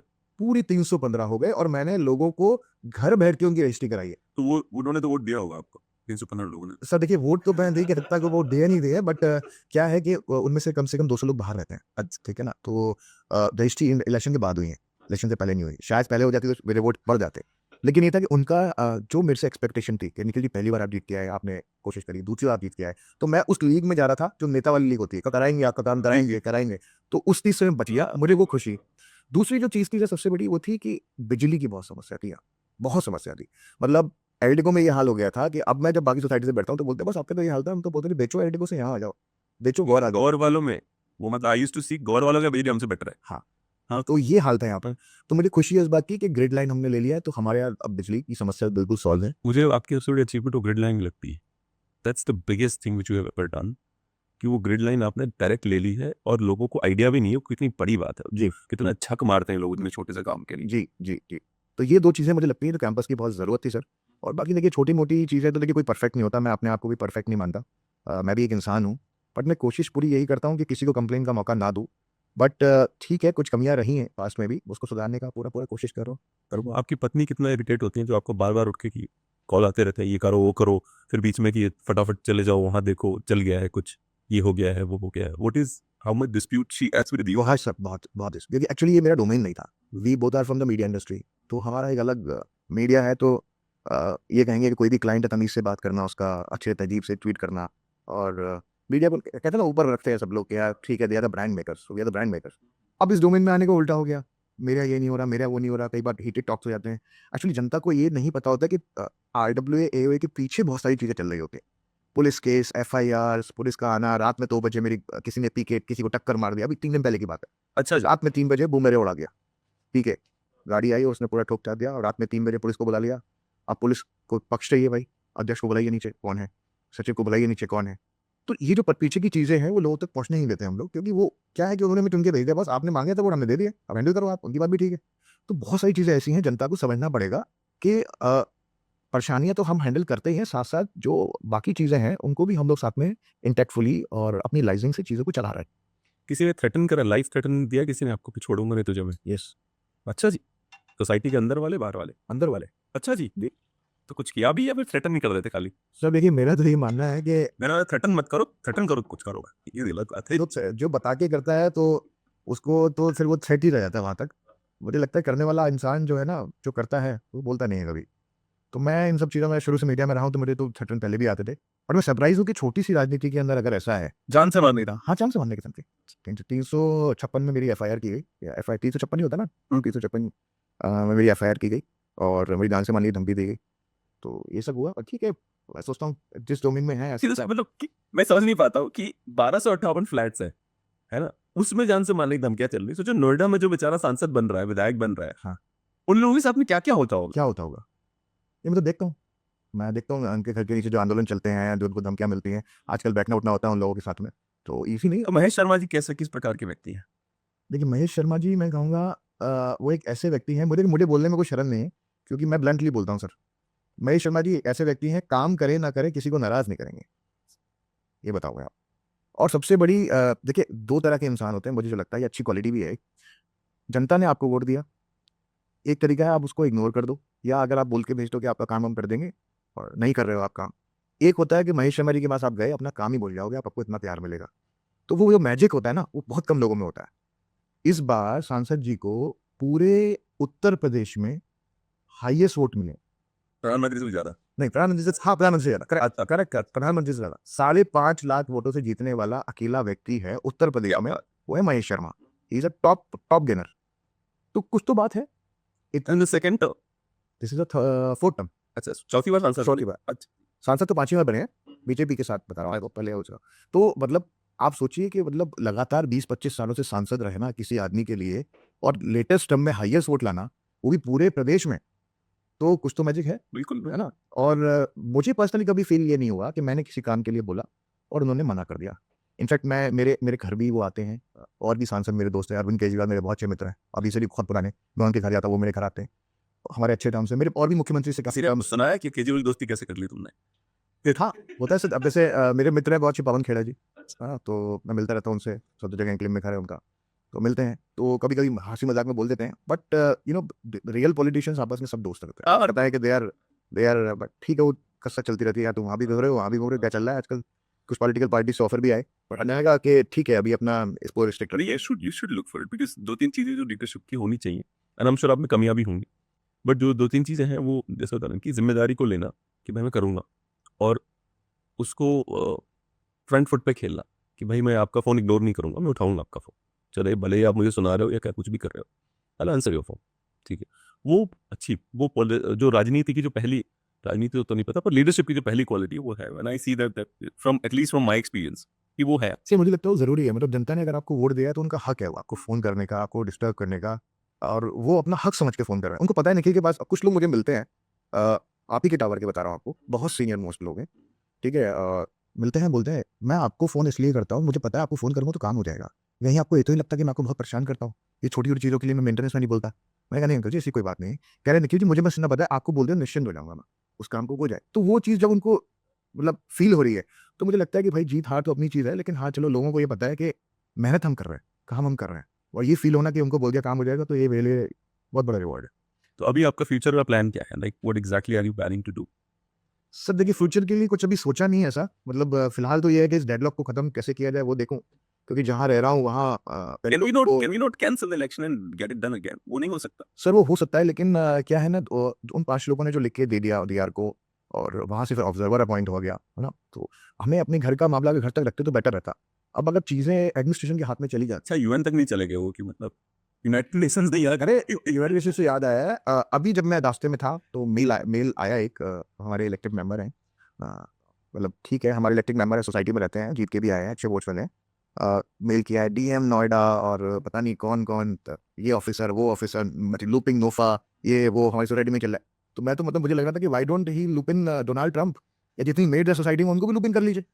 मतलब आपकी सोसाइटी का इश्यू है तो वो बैठ के आप सुलझा सकते हो। Looping NOFA, looping DM, why don't they sit with each other? ये बैठते क्यों नहीं एक दूसरे के साथ में? यार guys sit, let's discuss it. कभी हुआ है ऐसा कि सब एक साथ बैठे हों? बिल्कुल हुआ है सर। अच्छा। हाँ, थ्राइस 3 चलो बार। लड़ाइयाँ ही होती रहती हैं। हाँ, मतलब देखिए, फेयर आस्क नहीं करेंगे तो कैसे काम चलेगा? मतलब मैं कहूँगा सुशील, देखिए जनता ने दोनों को 50-50 मैंडेट दिया है। फिर भी ऐज़ अ बड़ा दिल दिखाकर हम लोग आपसे बोल रहे हैं कि आप प्रेज़िडेंट ले लीजिए, ट्रेज़रार ले लीजिए, सेक्रेटरी ले लीजिए, ट्रेज़रार ले लीजिए। देखिए वाइस प्रेज़िडेंट तो वैसे भी वाइस प्रेज़िडेंट ही है, उसकी ज़रूरत तब पड़ती है जब प्रेज़िडेंट कैंपस में नहीं होता। है ना? हम उसको भी लेने को तैयार हैं। देखिए मुझे अपने लिए पोस्ट नहीं चाहिए, लेकिन मेरे साथ जो नए लोग जीत कर आए हैं, है ना? नए लोग, सिस जिनका है, नए जीत के लोग आए हैं, उनको तो मौका मिलना चाहिए ना। आप भी अगर नए हैं तो वो भी नए हैं। आपकी दिक्कत यही थी कि पुराने लोग हटे, नए लोग आने चाहिए। जी। और मेरा ये मानना था कि पुराने और नए लोग दोनों साथ में हो तो बहुत अच्छा काम होगा। मेरा मेरा इस पे पहले मेरा विचार ये हुआ करता था, पहले मैं कहता था कि कोई बात नहीं, आप ही कॉम्प्रोमाइज़ कर ली। पहले मैं कहता था। जी। अब मैं नहीं कहता, क्योंकि जो अच्छा व्यक्ति अगर कॉम्प्रोमाइज़ करने लग जाएगा, तो बुरे लोग हमेशा राज करेंगे। तो मैं किसी को बुरा नहीं कह रहा हूँ, मैं केवल एक लॉजिकल बात कह रहा हूँ कि जो व्यक्ति काम डिलीवर करना आता है, अगर वो महान बन के उसने हर चीज़ छोड़ता जाएगा, तो क्या होगा कि जो जो लोग जो कब्ज़ा करेंगे, वो उतने टैलेंटेड नहीं होंगे। तो ये सच है कि जो प्रतिबद्ध है, वही हमेशा लहपत है। लेकिन प्रॉब्लम ये है कि जो प्रतिबद्ध है, उसको छोड़ना नहीं चाहिए कुछ भी। Don't give up on it. आप नहीं बन रहे, डेडलॉक है, होने दीजिए, पर गिव अप मत करिए उसको, क्योंकि जो आप गिव अप कर देंगे, इसका मतलब ये है कि आपने आपने ये बोल दिया कि मैं गलत था भाई। कब तक लेकिन सर, ये बताइए ना, हमारी भी फैमिलीज़ हैं, हमारे भी लोग बोलते हैं कि यार ठीक है, इतना जब आप घर को टारगेट करते हैं, फैमिलीज़ को टारगेट करते हैं, अनाप-शनाप बोलते हैं, तो एक पेशेंस लेवल होता है किसी का। ठीक है, मैं लड़ाई-झगड़ा इन सब में कभी विश्वास नहीं करता सुशील जी, मैं कभी नहीं करता। मेरी खासियत मैं आपको बता रहा हूँ, अपने मुँह से अपनी तारीफ़ कर रहा हूँ। मैं जिस आदमी से मिल लेता हूँ, उसको अपना बना लेता हूँ। और मैं दिन में कम से कम 5 से 6 नए लोगों से मिलता हूँ, क्योंकि मेरा डोमेन ही यही है। लेकिन वो मेरे मोबाइल की फ़ोन बुक के अंदर सेव अगर है, तो वो मुझसे दिल से कनेक्टेड है। नहीं तो मैं सेव ही नहीं करता उसका नंबर। तो आप सोचिए कब तक? जनता को ये समझना पड़ेगा, आपको योग्यता के आधार पे वोट करना है, या आपको नहीं, हमें चेंज चाहिए, हमें चेंज चाहिए। देखिए, आप उसको ज़िम्मेदारी दीजिए, जिस इंसान के पास में काबिलियत हो, टाइम हो, और आपकी फैमिली यहाँ रहती है, आपको लगना चाहिए मैं ऑफ़िस में काम कर रहा हूँ, कैंपस निखिल सिंघल के पास में है या किसी और के पास में है, बट मुझे इतना पता है कि कोई दिक्कत अगर होगी तो वो सँभाल लेगा। ये कोई खिलौना नहीं है कि उस बच्चे ने तोड़ दिया, किसी और को दे दो या दूसरा ले आओ। It is a campus. ये क्रिटिकल चीज़ें हैं यहाँ पर, वो समझनी पड़ेंगी। अच्छा, ज़िंदगी भर परमानेंट कोई भी नहीं है यहाँ पर। इसलिए मेरी अपील आपसे भी थी और बाकी लोगों से भी थी कि कुछ लोग नए निकल के आएँ और एक साथ में एक जर्नी स्टार्ट करें, क्योंकि एक आदमी के लिए भी कंटिन्यू करना बहुत मुश्किल है। अपना ऑफ़िस भी है, अपना घर-बार, कारोबार भी है। पर नए लोग निकलेंगे ना, तो जो ये लोग हैं, ये समझेंगे कि हाँ भाई, और लोग भी आ सकते हैं। अभी क्या है, कोई ऑप्शन नहीं है लोगों के पास। लोगों के पास कोई दूसरा ऑप्शन दिखाई नहीं दे रहा, या तो ये टीम या ये टीम। आई एम श्योर कुछ नए लोग अगर आएँगे तो लोग उनको मौका देंगे। ये मेरी फीलिंग है, और देना भी चाहिए, 100% देना चाहिए। उन लोगों से लिए आप क्या कहेंगे जो आलसियों की तरह अपने घर में बैठे रहते हैं, ना वो मीटिंग्स में जाते हैं, ना वो पार्टिसिपेट करते हैं, पर वो ग्रुप्स में बहुत एक्टिव है। मतलब ग्रुप्स के अंदर आप उनका ज्ञान देखिए। ऐसे-ऐसे ज्ञानी पुरुष हैं जिन्होंने कभी भी जो आपकी जो मीटिंग्स होती हैं, वहाँ की, इसमें सब रेज़िडेंस होना चाहिए, कभी नहीं आते वो। लेकिन उनके ग्रुप में कमेंट नहीं आया कभी। मतलब वो, मतलब क्या ग्रुप वीर कह लीजिए आप, व्हाट्सएप ग्रुप वीर हैं। सर वही लोग लड़ाई के कारण है, मैं आपको बता दूँ। अच्छा। वही कारण है। अभी ये लोग जो 5 लोग जीत कर आए दूसरी टीम से, ये बुरे व्यक्ति नहीं है। ऐसा नहीं है कि सब लोग बुरे हैं, सारे लोग बुरे हैं। बट क्या है कि कुछ लोग कैंपस में ऐसे हैं जो चाहते हैं ये डायलॉग बरकरार रहे, आपस में ऐसा माहौल क्रिएट ना हो कि दोनों दोस्त बन जाएं और दो अच्छी तरह कैंपस चले, क्योंकि फिर उनकी राजनीति खत्म हो जाएगी। आजकल जो छोटी सोसाइटी की राजनीति है वो कोई मेन लाइन पॉलिटिक्स से कम नहीं रह गई है सर। तो कुछ लोग ऐसे एंटी एलिमेंट्स, उनको बोलूंगा मैं, ऐसे लोग हैं कि वो सुनिए- मजे लेते हैं। मेरी बात सुनिए ना, देखिए, अगर किसी माता को ये लगता है, जैसे मान लेते हैं कोई कोई पुत्र है, वो 18 वर्ष का है, ठीक है, वो जाके दारू पी के घर आता है, उसकी माँ बोलती है इसका दोस्त सुरेश वही कमीना है, उसी ने मेरे बेटे को बिगाड़ा, राइट? तो उसकी माँ गलत है, क्योंकि बेटा 18 क्रॉस कर चुका है, तो बेटे की अकल होनी चाहिए। तो किसी और के द्वारा बेवकूफ बनाया गया व्यक्ति यस, वो ज्यादा खतरनाक है। वही सोचना है उन लोगों को, उन लोगों को वही सोचना चाहिए। देखिए, इलेक्शन से पहले सब कुछ समझ में आता है। आप आरोप प्रत्यारोप कुछ भी कर रहे हैं, आप ठीक है, आप वोट के लिए कर रहे हैं, मैं समझ, मेरा इस पहले रूबियो का काम सुना होगा आपने, मार्को रूबियो का। सुना है सर। डोनाल्ड ट्रंप ने मार्को रूबियो को, अरे नाटा है ये, इसकी हाइट तो नहीं है, इसकी औकात में से लड़ेगा नाटा। भाई साहब, उसने पूरे 2016 इलेक्शन को यही बोला, अब मिनिस्टर बनाया हुआ है इसको, अब वो मिनिस्टर बनेगा, जब नई सरकार में मिनिस्टर बनेगा वो। तो ऐसे भी होता है भाई जरूरत, कि मतलब गाली गलौज खूब चलती है, प्रदेश सरकार की चलानी तो है ही सरकार। तो हमारी सोसाइटी वाली समझ में क्यों नहीं आ रही बात? पता नहीं सर क्यों नहीं समझ में आ रही, क्योंकि मुझे तो लगता है कि 10 लोग बहुत कम है, बल्कि यहाँ तो 10 के 20 लोग होने चाहिए। 10 अपोजिशन वाले भी अगर साथ में काम करने आ जाएं कि चलिए अब इलेक्शन तो खत्म हो गया, लेकिन कोई जिम्मेदारी दे दीजिए हमें, तो ये बहुत बड़ी बात है। मतलब हम लोग तो ये फील करेंगे कि हमारे पास 20 हैंड्स हैं। एक बात और बताइए कि ये जो आप लोगों का जो बाई लॉज है, वो लिखा किसने है? पहले तो वो वहाँ जिन लोगों ने भी लिखा, हाँ, अब उसको कैसे चेंज कर सकते हैं ताकि सोल्यूशन निकले उससे, वो प्रॉब्लम क्रिएट। जो लोग आज की डेट में परेशान हैं कि को ओनर को राइट नहीं मिल रहा है वोट करने का, उन्हीं लोगों के साइन है उस बायलॉ पे अप्रूव करने के लिए। उन्हीं लोगों ने वो बायलॉ बनाया है, आज वही लोग परेशान। और वो लोग ये भी जानते हैं कि ये कराना, ये बायलॉज में चेंजेस कराना, ये बहुत बहुत लंबा प्रोसीजर है। और ऑफ द रिकॉर्ड मुझे मिलते हैं बाहर, ग्रुप पे कुछ भी लिखते हैं, लेकिन बाहर मुझे मिलते हैं और कहते हैं कि निखिल ये आप ही करा सकते हो, क्योंकि डिफिकल्ट काम आपने कराए हैं, मुझे पता है आप में काबिलियत है, आप ही करा लोगे। लेकिन ऑन द रिकॉर्ड वो बोलना नहीं चाहते हैं, क्योंकि वो कहीं ना कहीं किसी चीज़ में इन्वॉल्व है। मेरा उनको ये कहना है कि देखिए, बायलॉज जो बन गए वो बन गए। एक सोसाइटी के अंदर बायलॉज वही होते हैं जो आप खुद बना लें। आप अगर खुद अंडरस्टैंडिंग बना लेंगे आपस में, हमें सोसाइटी का काम करना है और इन इन चीज़ों पर ध्यान देना है, किसी चीज़ की जरूरत नहीं है सर, किसी चीज़ की जरूरत नहीं। एक छोटी सोसाइटी तो है, क्या है यहाँ पर, है क्या भाई? IFMS का पैसा आप खर्च नहीं कर सकते, जी जी, ठीक है, वो आपका बैंक FD में इंटैक्ट रहता है। आपके पास जो कैम का अमाउंट आता है 50 लाख रुपया, वो आपको खर्च करके उसी में काम चलाना है। कौन इसमें करोड़पति बन जाएगा, कौन इसमें चोरी। कई लोगों ने क्लेम किया कि आपने दुकानें और फ्लैट खरीदी है, इतना पैसा बचाया आपने यहाँ से। मैं वही तो बता रहा था, 50 लाख रुपए की जो कैम की इनकम है वो मेरी टिप्स पे है, किसका कितना बिल है। और आज की डेट में करीबन हम 2-3 लाख माइनस में चल रहे होंगे, प्लस में नहीं, ठीक है। तो उसमें कौन चोरी, मैं तो कह रहा हूँ कोई पुराने वाले एविडेंटली नहीं बोल रहा हूँ कि चोर हैं, मैंने नहीं बोला। बट मैं ये कह रहा हूँ कि आप अगर बोल रहे हो तो आप फिर प्रूफ करो बॉस। मैंने अगर बोला हो पुराने वाले ए चोर है, तो मेरा स्टेटमेंट निकाल के लाओ, मैंने कब बोला, या मैंने उनको बोला कि चोरी करी है आपने। आप अगर बोल रहे हो तो मैंने तो आपको मौका दिया, आप रजिस्ट्रार की पोस्ट लो, प्रूफ करो अपने आप को। लेकिन आप नहीं करना चाहते हो, ये लोग बोर्ड भी नहीं बनाना चाहते हैं। एक्चुअली प्रॉब्लम क्या है, बिकॉज दे नो यहाँ पे काम करने का मतलब है 2 दिन में PCB का नोटिस आ गया, पॉल्यूशन कंट्रोल बोर्ड का, बॉस आप डीजी चेंज नहीं कर रहे हो, अपने कन्वर्जन नहीं कर रहे हो। तीसरे दिन आपके पुलिस चौकी से आगे कंप्लेन, आपके यहाँ ये ड्रामा हुआ है। चौथे दिन पानी की आपके पास एरियर लग गया। 5वें दिन आपके पास बिजली डिपार्टमेंट से कोई कंप्लेन आ गई। इतनी चीजें हैं, बिना लाइसेंसिंग के काम हो नहीं सकता, आप उसमें उलझ के रह जाओगे। जिसको काम करना होगा सर सुशील भाई, उसके लिए 2 पोस्ट बहुत है।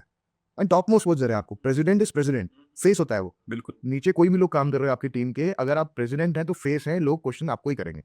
तो आप वो भी नहीं लेना चाहते हो, तो फिर तो मुझे लगता है कि जनता को क्लियर बोल देना चाहिए उन लोगों को, भाई देखो ऐसा है, हमें पूरे वोट दो 100%, दूसरी टीम को वोट ही मत दो, कैंपेनिंग ही होनी। अगर ये हो सकता तो कराओ ना। फिर तो यही होना चाहिए। तो फिर तो डेमोक्रेसी की बात करने वाले लोग, तो ये तो डेमोक्रेसी रही नहीं। डेमोक्रेसी का मतलब डेमोक्रेसी सबसे ज्यादा चर्चा वो व्यक्ति करता है जो डिक्टेटर बनने का बहुत मन करता है, क्योंकि उसको उसमें रास्ता दिखता है कि डिक्टेटरशिप यहीं से आएगी मेरी। बिल्कुल, हमेशा देखा गया है ये। अभी देखिए ना, एडोल्फ हिटलर भी डिक्टेटर बनने से पहले वो डेमोक्रेसी की उसने तारीफ करी, उसमें गुस्सा और डिक्टेटर बना, क्योंकि पुरानी आदत है। पुरानी आदत है। मेरे पास कुछ सवाल और भी हैं जो सोसाइटी के ही लोगों के सवाल हैं, ये ठीक है ना? तो मैं आपसे पूछना चाहूंगा वन बाय वन। इसके बाद मेरे पास एक लोकल पॉलिटिशियन आए थे जो जो गांव के आस जिन पे हमारी सोसाइटी बनी है, जिन लोग जमीनों पे, उनके भी कुछ सवाल है, वही पूछूंगा मैं आपसे। एक सवाल ये है सोसाइटी के लोगों का, रेजिडेंशियल जो मीटिंग्स होती हैं वो क्यों नहीं हो रही हैं, और इस इंटरेक्शन बंद क्यों हुआ? पदाधिकारियों और जनता के बीच का इंटरेक्शन बंद क्यों हुआ है, ये क्यों हुआ देखिए मैं इसका जवाब देता हूँ। अच्छा आपने क्वेश्चन पूछा सुशील, देखिए हमारा जो बायलॉ कहता है ना, आपको साल में एक AGM या GBM बुलानी होती है, ठीक है। और अगर आप माइग्रेट के रिकॉर्ड पर जाए, कम से कम 3 बुला चुके हैं आप लोग जी। ठीक है। अब सवाल है रेजिडेंट मीटिंग क्यों नहीं हो रही है। कुछ दिन पहले एक हमारे शख्स हैं, उन्होंने ग्रुप पे लिखा, सीनियर मोस्ट ग्रुप पे, कि रेजिडेंट मीटिंग या GBM में क्या होता है, गाली गलौज, कुर्सी तोड़ा तोड़ी, बदतमीजी, और बैकग्राउंड में क्या होता है बताता हूँ आपको, मेरी FIR, हाँ, जो कि रिकॉर्ड्स में पड़ी है मेरे पास में, ठीक है। अगर आप इसमें रजदार, मीटिंग में इतनी जरूरत पड़ती क्यों इतना सब ले जाने की, गाली गलौज? क्योंकि हम हेल्दी डिबेट नहीं करना चाहते, हम हेल्दी डिबेट नहीं करना चाहते। देखिए, अपोजिशन का काम ये होना चाहिए कि डिबेट करे किसी टॉपिक पे, कमियां निकाले, कमियां निकालने से हमारे लिए बेनिफिट है कि हमारे पास एक ऑडिटर भाई कहाँ गलत कर रहे हो समझ जाओ, तो अच्छी बात। Shouldn't be call some bouncers कि जो होगा उसको बाहर निकाल दे। सर देखिए, पिछली बार मैंने पुलिस बुलाया, दो शख्स थे सीनियर सिटीजन, मुझसे बोलते हैं कि हम क्या गुंडे हैं यहाँ पे, पुलिस बुलाई है आपने। मैंने कहा सर पिछले जीबीएम की एफआईआर की कॉपी देखिए उठा के, उसमें कहा गया है कि निखिल सिंघल एवं अन्य 11 ने हमारा नामजद आप थे क्या? नामजद में था, अन्य 11 ने मारपीट करी थी, और भी लोगों के नाम थे, रेजिडेंट्स के नाम थे, वोट नहीं रेजिडेंट्स के नाम थे। कुछ रेजिडेंट्स तो ऐसे हैं जो आज की डेट में वॉइस टीम के सपोर्ट में है, दूसरी टीम के सपोर्ट में है, अचानक से आ गए। वो उस समय भाग के आते थे, कहते थे ये कि मेरी भी नाम है एफआईआर, हम साथ में सब थाने गए साथ में, वो दिखा के आए भैया ये पेन ड्राइव की फुटेज देखो आप, कहाँ झगड़ा हुआ है, कहाँ लड़ाई हुई है, तब वो सॉल्व हुआ है। तो अगर आप ऐसा माहौल क्रिएट कर दोगे, पहली बात तो उस मीटिंग के अंदर हमें फिर ये देखना पड़ेगा कि हम उस एडमिनिस्ट्रेशन को मैनेज कैसे करें। क्या हम मीटिंग बुला के लोगों के बीच में झगड़ा कराना चाहते हैं, मारपीट कराना चाहते हैं? दूसरी बात हमें ये समझनी पड़ेगी, आपने बोर्ड चुना है, उस बोर्ड को आपने कुछ अधिकार दिए हैं, कुछ उनको एम्पावर्ड किया है। अगर आप यही चाहते हैं कि हर मुद्दे को लेकर जनता के बीच में जाया जाए और उनसे सलाह मशवरा किया जाए फिर डिसीजन लिया जाए, सॉरी, अपना अपना सबका स्टाइल होता है काम करने का। मुझे ये लगता है जो चीज़ होनी है, लाइफ थ्रेटनिंग है, किसी से जुड़ी हुई है, तुरंत उस पर कार्रवाई होनी चाहिए। अगर आप जनता के बीच में जाना चाहते हो डिबेट के लिए, चले जाइए बेशक, डिस्कस करिए, लेकिन उसको होल्ड नहीं कर सकते आप। अगर आपने होल्ड किया, निर्णय लेना नहीं रोक सकते। निर्णय लेना बहुत जरूरी है सर। आरडब्ल्यूए की प्रॉब्लम क्या है मैं बताता हूँ आपको, क्योंकि मैं बाकी सोसाइटीज भी अब देख रहा हूँ, लोग मीटिंग्स करते हैं, लोगों को खुश करते हैं, लेकिन डिलीवर नहीं करते, क्योंकि जब 10 दिमाग आपके काम करेंगे वो निर्णय नहीं हो पाएगा, आपका काम हैम्पर हो जाएगा और आप 10 महीने आपके निकल गए। अगर मैंने पहले टर्म के अंदर सिर्फ मीटिंग्स करी होती तो ना मैं डीजी लगवा पाता, ना मैं ग्रिड लाइन करा पाता, ना मैं प्लास्टर करा पाता, ना मैं एसटीपी ठीक करा पाता, ना मैं अन्य काम कर पाता। मैंने जीबीएम बुलाई है, जीबीएम के रिकॉर्ड्स हैं माई गेट पे कि मैंने पूछा था कि बॉस ये हम डीजी लेना चाहते हैं, इसका समर्थन करते हैं, उसका समर्थन लिया है, डॉक्यूमेंटेशन किया है, सबके साइन हैं, डीजी कमेटी बनाई है। मैंने अगर कोई काम बिना कमेटी बनाए किया हो तो मुझ पर आरोप लगना चाहिए सुशील भाई, ठीक है। मैंने 3 बड़े काम किए, डीजी कमेटी बनी पूरी, जिसमें सीनियर मोस्ट लोग हमारे कैंपस के, ठीक है, रेजिडेंट्स 12 से 15 लोग उस कमेटी के मेंबर्स थे जिन्होंने उसके साथ में हमारे साथ काम किया। कमेटी बना दी, जीमे में अप्रूवल ले लिया, मीटर रिप्लेसमेंट किया, उसकी कमेटी बना दी, उनकी रिपोर्ट्स के आधार पर मैंने काम किया। तो फिर क्या रेजिडेंट मीटिंग, आप ये बताइए ना। ठीक है, मैंने इनपुट नोट किया, एक फीडबैक की तरह लिया, हम लोग करेंगे मीटिंग, लेकिन भाई आपको ये इंश्योर करना पड़ेगा उस मीटिंग के अंदर किसी का सर नहीं फूटना चाहिए। ये बट मेरी सलाह ये है कि मार्शल्स बुला लीजिए, बोलिए पैसा आप लोग देंगे, इसको लड़ाई नहीं हो, इसके लिए इंश्योर करने के लिए मैं 2 घंटे के लिए मार्शल्स बाहर से लाऊंगा, बाउंसर टाइप के लोग होंगे जो किसी को हाथ नहीं लगाएंगे, केवल पकड़ के बाहर लेके। ये भी एक मैसेज चला जाएगा बाकी जगह, तो यहाँ भी नाम खराब होने का डर है, मैं आपको बता रहा हूँ। हाँ, अच्छा। हमारी छोटे सा क्षेत्र है, एलडीको में जीबीएम हुई, उसमें बाउंसर आए थे। अब आप सोचिए ना, हमारी सोसाइटी के अंदर जिसको फ्लैट लेना है, हमारी सोसाइटी में किसी को मान लीजिए लगता है कि ये सोसाइटी प्रीमियम है, उसको ये खबर मिले तो तुरंत भाग जाएगा यहाँ से। शरीफ आदमी भी इन सब चीज़ों से दूर रहता है। भैया क्या ऐसा क्या है भाई मीटिंग में, ऐसा क्या है? अच्छा, शरीफ आदमी जो परिभाषा है बड़ी अच्छी है सर। शरीफ आदमी हमेशा आलसी होगा, सोसाइटी का इंटरेस्ट नहीं लेगा और वो चाहेगा कि जो अध्यक्ष बनाया है उसके जान खा जाओ, कैसे नहीं करवा रहा है तू ये काम है। और जो आदमी शरीफ होगा, दूसरा शरीफ आदमी, उससे जो ये शरीफ आदमी होगा उससे और चौड़ा होगा, लेकिन जैसे ही सामने वाला थोड़ा टेढ़ा निकलेगा वैसे ही शरीफ आदमी हाथ जोड़ के साइड हो जाता है। ये शरीफ आदमी की परिभाषा है। बिल्कुल, ये बिल्कुल आपने ठीक डिफाइन किया। तो मीटिंग्स ठीक है, देखिए बायलॉज के हिसाब से 1 या 2 होनी चाहिए, हमने 3-4 करी हैं, ऐसा नहीं। फिर भी अगर जनता को लगता है कम हुई है, इन्वॉल्वमेंट कम है, तो हम लोग कमिटीज़ बना सकते हैं, उन कमिटीज़ को एम्पावर कर सकते हैं, जो हमने किया भी है पास्ट के अंदर। और फ्यूचर में आने वाले टाइम पे मेरा ये मानना है कि मैं तो किसी एक बंदे को ऑथराइज़ कर दूँगा, तुम्हारा ये काम है, तुम्हें सिर्फ मीटिंग करनी है हर महीने, क्योंकि मुझे उन कामों पे फोकस करने दो जो मुझे करने हैं। एक बोर्ड मेंबर को ये ज़िम्मेदारी दी जाएगी कि आप जनता को बुलाइए, जनता का फीडबैक लीजिए, उस पे काम करिए। ये भी मेरे को एक सलाह है, जो लोग जिन मीटिंग्स में आते हैं ना, उन्हीं के घर के बच्चों को, जो 12-13 साल के बच्चे हैं, उनको बना दीजिए जजेस, 4-5 बच्चों को। आप बैठ के जो जैसे बिहेव करेंगे, बेटा आपको लिखना है कि किसका बिहेवियर कैसा था, क्योंकि यकीन मानिए बच्चे इस मन बहुत इनोसेंट होते हैं, वो सच लिख के चले जाएंगे कि ये ऐसे थे, मेरे पापा बदतमीजी कर रहे थे, वो सच लेकिन लिख के चले जाएंगे, बाउंसर की भी जरूरत नहीं। नहीं, देखिए सुशील जी, उसमें क्या होगा ना, बच्चों पे जो प्रभाव पड़ेगा उस मीटिंग का, वो ऐसा पड़ गया। ये बच्चे रहेंगे ना, गाली गलौज नहीं करेंगे लोग। अरे सर, उम्मीद है मुझे। जिनके बच्चे नहीं वो करेंगे ना। अब जिनके बच्चे बाहर रहते हैं उनके लिए क्या है, प्रॉब्लम तो ये है। आप लोगों का जो टावर है उधर किसी के बच्चे रहते ही नहीं है, मोस्टली सब सीनियर सिटीजन और बड़े लोग हैं। खैर वो बदतमीजी तो नहीं करते, बट जो बाकी लोग हैं जिनके बच्चे बाहर रहते हैं उनको फर्क नहीं पड़ता। पता नहीं, मेरी तो सलाह यही है कि 3 सोसाइटी बना दीजिए, उसमें 3 अलग है। हाँ, पहले आरडीबी वाला सुझाव मुझे अच्छा लगा। पहले भी मैंने बोला हुआ है कि 3 सोसाइटी। नहीं, एक काम इसमें कर सकते हैं, इस बार अगर बोर्ड चुना जाता है तो तीनों सोसाइटी, तीनों एरिया के रिप्रेजेंटेटिव तैयार कर दीजिए बस, स्पोक्स पर्सन। तो भैया मंगोलिया से आप 3 लोग दे दीजिए, 3 नाम दे दीजिए, तो आपकी समस्या और भी शायद कोशिश की थी, नाम नहीं आए थे, कोशिश की थी हमने, लेकिन एक बार फिर से कोशिश करके ये कर लें कि उनको स्पॉक बना दिया जाएगा कि आप अपने अपने टावर्स अपने अपने एरिया को रिप्रेजेंट करिए, आइए। एक मिनट्स, वो तो आपने जवाब दे दिया, minutes of the meeting share नहीं होती या हमसे बातचीत नहीं की जाती, वो सवालों को जवाब आपने दे दिए हैं। अ, एक मेरा आपसे प्रॉब्लम व्यक्तिगत है, वो मैं बताता हूँ। जो हमारे टावर का जो स्विमिंग पूल है जी। वो नहीं चला था पिछली पूरी गर्मियों में। जी। क्यों नहीं चला था? जी, बहुत अच्छा सवाल है आपका। आज सुबह इस पर डिस्कशन हुआ है ऋषि से मेरा। अच्छा। देखिए, स्विमिंग पूल में 2 दिक्कतें आ रही हैं। पहला तो पानी की समस्या आ रही है। हमारे पास जो कनेक्शन है वो है डोमेस्टिक। अब अथॉरिटी ने ये बोला है कि आपको लेना है commercial connection. Swimming pool is luxury, not domestic. आप नेसेसिटी नहीं है, लग्ज़री है। बट आप चलाइए, सर्विस देने के लिए तैयार हैं वो लोग। बट यू हैव टू पे फॉर अ कमर्शियल कनेक्शन। जैसे बदामीज़ और बाकी रेस्टोरेंट बाहर चल रहे हैं आज की डेट में, उनका पानी का यूसेज बहुत हाई है। बट हम उनसे डोमेस्टिक का पैसा चार्ज कर रहे हैं, रेज़िडेंशियल वाला। ऐसे ही जो पानी स्विमिंग पूल में जा रहा है, वो हम रेज़िडेंशियल वाला दे रहे हैं, ठीक है ना? जबकि होना चाहिए वो कमर्शियल। जैसे कमर्शियल बिजली, वैसे कमर्शियल पानी। पहली प्रॉब्लम तो ये है, जिसका सॉल्यूशन हम लेके आ रहे थे थर्ड कनेक्शन वाला, मैंने बताया आप जी, ठीक है, वो हॉल्ट हो गया बिकॉज़ ये बोर्ड नहीं बन पाया। दूसरी कमी क्या है उसके अंदर? There is a severe leakage in the pool. अच्छा। जो बार-बार रिपेयर कराने से उसकी प्रॉब्लम सॉल्व नहीं हो रही है। अब एक एजेंसी से हमने ऑडिट कराया है, करीबन हफ्ता या 10 दिन हुए हैं। उसकी रिपोर्ट मैं अगले 1 हफ्ते में माइग्रेट भी करने वाला हूँ कि ये कमियाँ हैं स्विमिंग पूल में। आप बताइए इस पे आगे काम किया जाए या नहीं किया जाए? और अब से यही प्रैक्टिस फॉलो होने वाली है। ये भी मैं अब क्लियर कर दूँ कैमरे पे कि मैंने अब ये देख लिया, कोई भी चीज़ है पहले मैं उसको माइग्रेट पे डाल के लोगों से बोलूँगा ये काम होना है, बताइए करना है नहीं करना। लेकिन मैं उसमें एक टाइमलाइन रखूँगा। 7 दिन में बताइए, इनपुट्स दीजिए। अगर इनपुट्स वैलिड होंगे और नंबर्स रिक्वायर्ड होंगे उसमें ऑब्जेक्शन के, तो उसको देखा जाएगा, अदरवाइज़ काम ज़रूरी तो करा जाएगा। जी। है ना? तो ये उसके अंदर एक समस्या है, लेकिन मैं एश्योर आपको ये करता हूँ कि इस गर्मियों के अंदर पानी की वजह से स्विमिंग पूल बंद नहीं किया जाएगा, जो कि एक मेजर समस्या है। एक आपने झंडा लगवाया सोसाइटी के अंदर, जी, ठीक है ना? अच्छा, इन सवालों को प्लीज़ इस तरह से मत सोचिए कि ये एक स्पेसिफिक एल्डिको सोसाइटी की समस्या है। ये जनरलाइज़्ड समस्या है, सभी सोसाइटी की समस्या है। बिल्कुल, सभी सोसाइटी के अध्यक्षों की समस्या है, तो इसको अपनी तरफ लीजिए वो बात, और हम व्यक्तिगत रूप से एक की बात कर रहे हैं।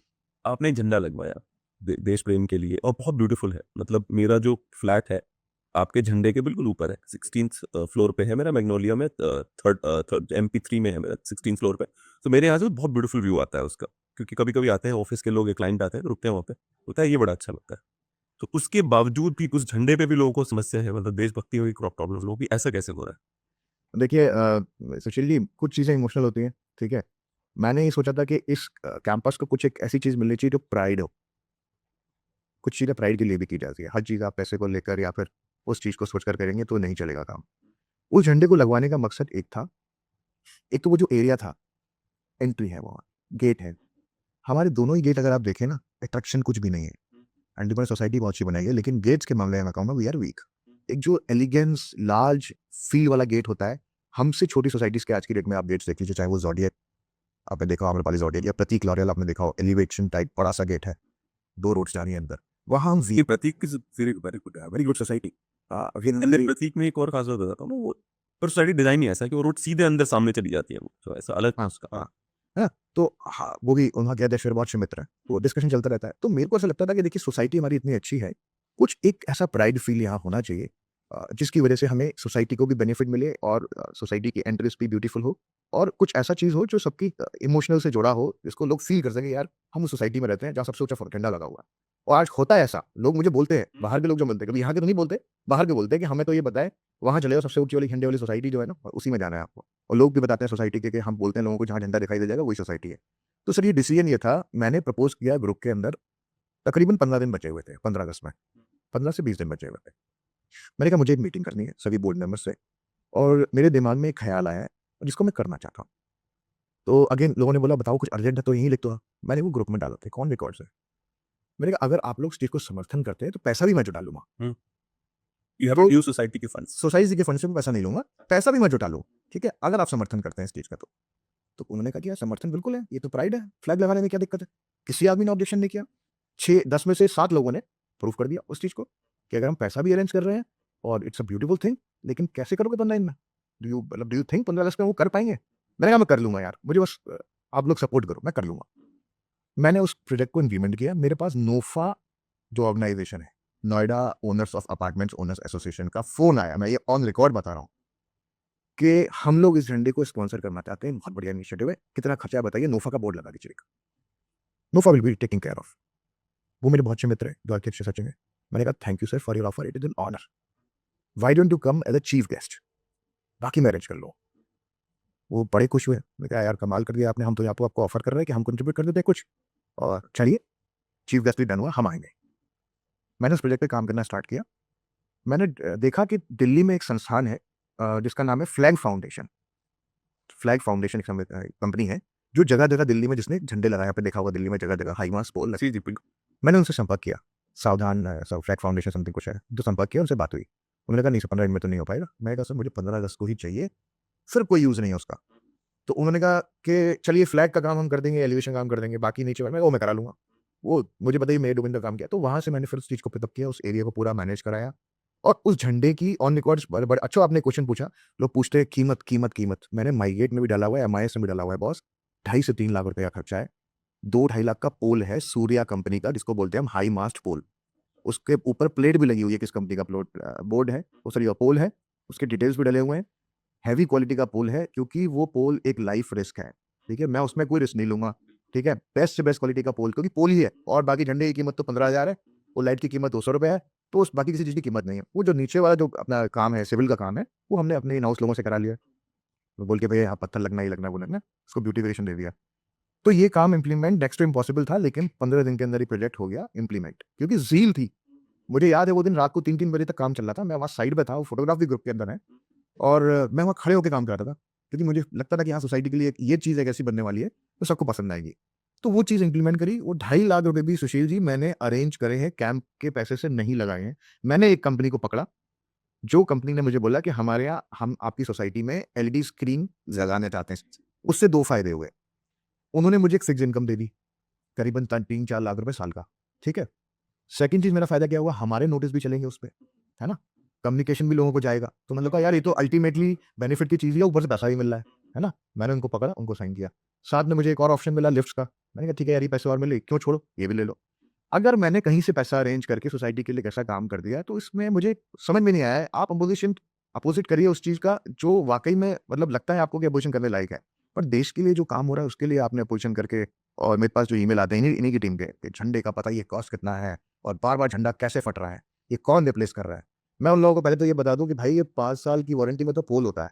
ये तो बेसिक चीज़ है, ठीक है? सूर्या कंपनी का पोल है, वारंटी के अंदर है। रही बात झंडे की, झंडा 1 साल की वारंटी के अंदर है। अगर मान लीजिए 2 बार झंडा साल में फट गया और मैंने उसको रिप्लेस कर दिया, 15,000 रुपए की कॉस्ट का एलडी आमंत्रण रेज़िडेंट्स के लिए 1258 फ्लैट है। क्या वाजिब नहीं है, सब बताइए मुझे? क्या क्या इसमें क्या गलत है इसके अंदर? और मैं एज़ अ प्रेज़िडेंट, मुझे लोगों ने बोला कि यहाँ पे आप एक पत्थर लगवाइए, शिलान्यास बाय निखिल सिंघल अध्यक्ष उस टाइम का, कि ज़िंदगी भर याद रखें। मैंने कहा नहीं ये मुझे नहीं करना है। मुझे बिल्कुल राजनीति में नहीं पड़ना है। मेरे को जो प्राइड फ़ील हुआ, मैंने झंडा लगा दिया। मेरे लिए इतना काफ़ी है। मैंने कोई वहाँ पर प्लेट नहीं लगाई, तो कोई सब लगाना चाहिए। मैं दोबारा बोलूँगा, मेरे हिसाब से शाहरुख खान का बहुत अच्छा इंटरेस्टिंग है। वो कहता है कि महान बनने में कुछ नहीं रखा। बड़ा इंटरेस्टिंग है उसमें। कहता है यू टेक योर चांस और others will take their chance. So if God is giving you a chance and you are not taking it, you are an idiot. Not to you but that's what he said, right? भगवान अगर मौका दे रहा है तो महान मत बनिए। अपना मौका लीजिए और साइड होइए, भगवान आपको दे रहा है मौका। बिल्कुल ठीक बात है, मैं इससे एग्री करता हूँ।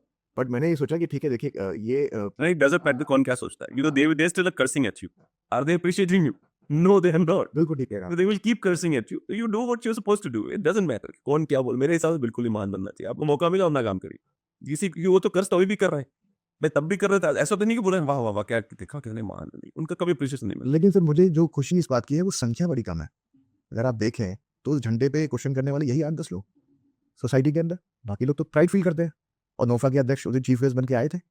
उन्होंने फ्लैग होस्टिंग भी किया मेरे साथ में, ये मेरे लिए ऑनर की बात है, ठीक है? और उनको ये भी पता लग गया कि सोसाइटी सर्वसम्मत है, मतलब सेल्फ सफिशिएंट, सब अपने आप अरेंज करने के लिए, ठीक है? तो ये भी हमारी सोसाइटी के लिए, मैंने किसी के आगे हाथ नहीं फैलाया, मैंने किसी के आगे मदद नहीं मांगी।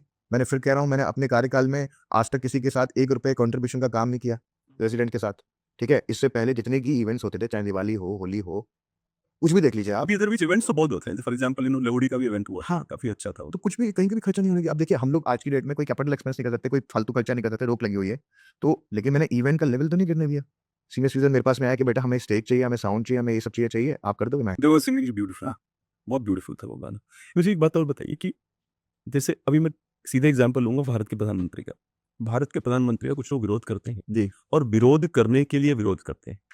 सो जैसे कि आपके झंडे का जो फटने का सीन है, ठीक है ना। वो तो ये बोला हो सकता है कि कोई फोटो खींचे उसकी कि यार निखिल भाई ये झंडा फट रहा है, देख लीजिए क्या करना है। पर मैंने वो ग्रुप में देखा है कि देखो ये झंडा लगवाया इन्होंने, फट भी गया तब तक, ऐसे फोटोज देखे मैंने।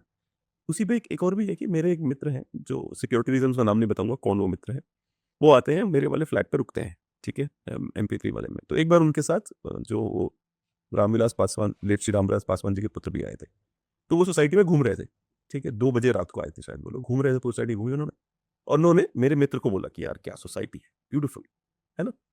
अब मैंने क्या करा, ग्रुप में वो डाल दिया, और इलेक्शन का समय था। अब भाई मैं इलेक्शन इन्वॉल्व होता नहीं, मुझे तो वोट देने के अलावा इस बार वोट भी नहीं दे पाए मेरे पिताजी वजह से, आप में, लेकिन मैं इन्वॉल्व नहीं हूँ उसमें, ठीक है।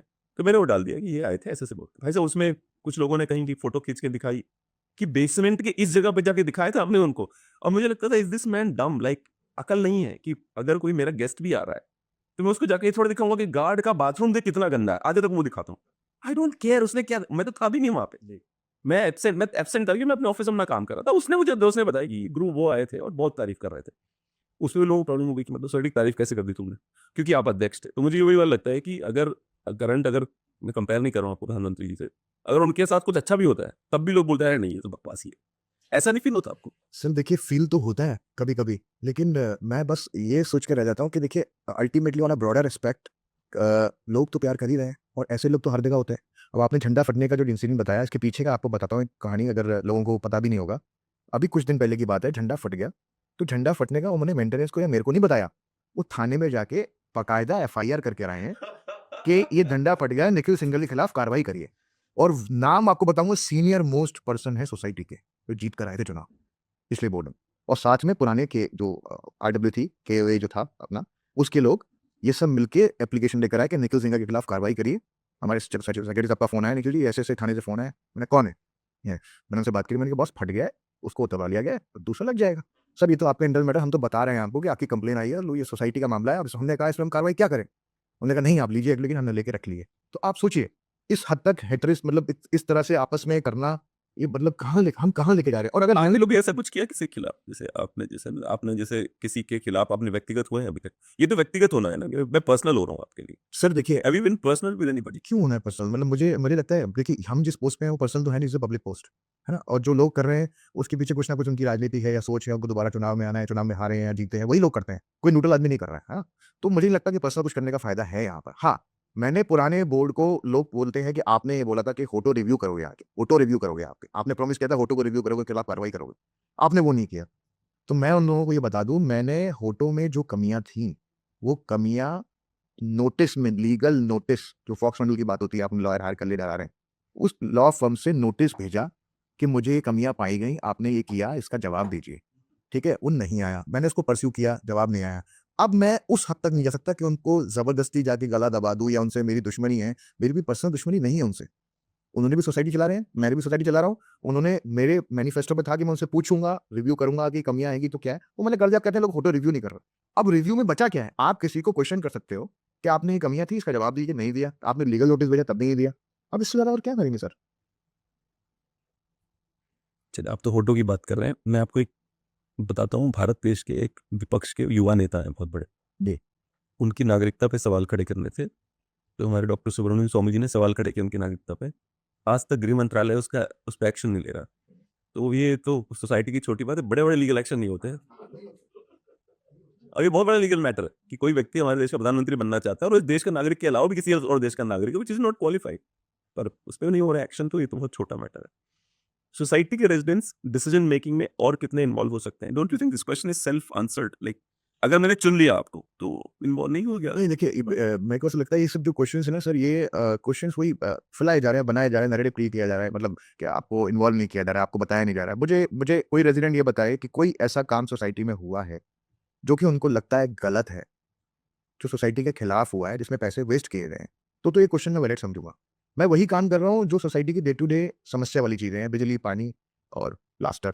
तो मुझे लगता नहीं है कि इसमें इन्वॉल्वमेंट की जहां तक बात है, तीनों में कमेटियां बनाई गई, हमने कमिटीज के लिए ऑफर किया गया, और क्या इन्वॉल्वमेंट चाहते हैं। People come to be part of these committees or just write on WhatsApp? Sir कुछ लोग आते हैं, मतलब मैक्सिमम लोग नहीं आना चाहते हैं। फिर वही कहूंगा, क्योंकि देखिए लोगों ने चुन लिया आपको, है ना, लोगों ने आपको चुन के भेजा है, क्योंकि उनके पास टाइम नहीं है, आप मैनेज करें।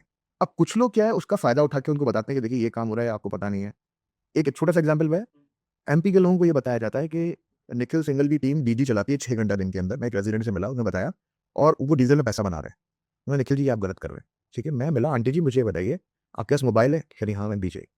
मैंने रेडियस का ऐप खोला, मैंने मतलब 30 दिन की पुरानी रीडिंग दिखाई। मैंने कहा ये रीडिंग है जिसमें आ रहा है डीडी चलाने में, ये आपका कंजप्शन है। कौन बोलता है? आप कह रही थी वो टीम वाले आए थे वोट मांगने, वो बोटा बोल के गए कि सारे पैसे हमारे डीजल में खर्च हो रहे हैं, वो 6 घंटे दिन में डीजी चलता है। और पता, ये ऐसा अगर ये बोला जाएगा लोगों को, घर जाके आप दिखाएंगे फॉर्जरी हो रही है बैलेंस शीट में, निखिल सिंघल को क्या मिलेगा या गौतम शर्मा को क्या मिलेगा? वो फॉर्जरी करके अपने आप को फंसा के या गलत करके, या तो हमारी रोजी रोटी से चल रही होती सुशील भाई, तो मतलब समझता है आपने कि भाई लोग मर तो ये जाएगी। क्लेम कर रहे हैं भाई कि मतलब you buying homes and flats and दुकानें चुकाने, हीरे जवाहरात, यू बाइंग एवरीथिंग। मैं वही कह रहा हूँ, मैं लोगों को शायद पता नहीं है, तो मैं थोड़ा क्लियर कर देता हूँ। मैं यहाँ आने से डोमेन आने से पहले ही I was the first person in PR domain जिसने सबसे पहले 15 करोड़ रुपीज टच किया था विद इन 2 ईयर्स अपनी अपनी कंपनी के अंदर। और आई was the first person in 36 years जिसने सबसे ज्यादा रियल एस्टेट के अंदर अपने डोमेन के अंदर काम किया है। आज की डेट में नोएडा के अंदर जितने बड़े ब्रांड हैं, वो सारे मेरे पास में। ठीक है, तो बिल्डर से मेरा नाता बहुत पुराना है, नया नहीं है। और हर बिल्डर के पास मेरा एक फ्लैट है। उसका रीजन भी क्या है कि ठीक है हम काम करते हैं, मेहनत करते हैं, वो जो फीस हमें मिलती है हम उसमें बार्टर कर लेते हैं कभी तो, है ना? तो इस डोमेन में आने के बाद भी प्रॉपर्टीज लिए मैं, ऐसा नहीं है, ऐसा बिल्कुल नहीं है, लोगों का सोचना गलत है।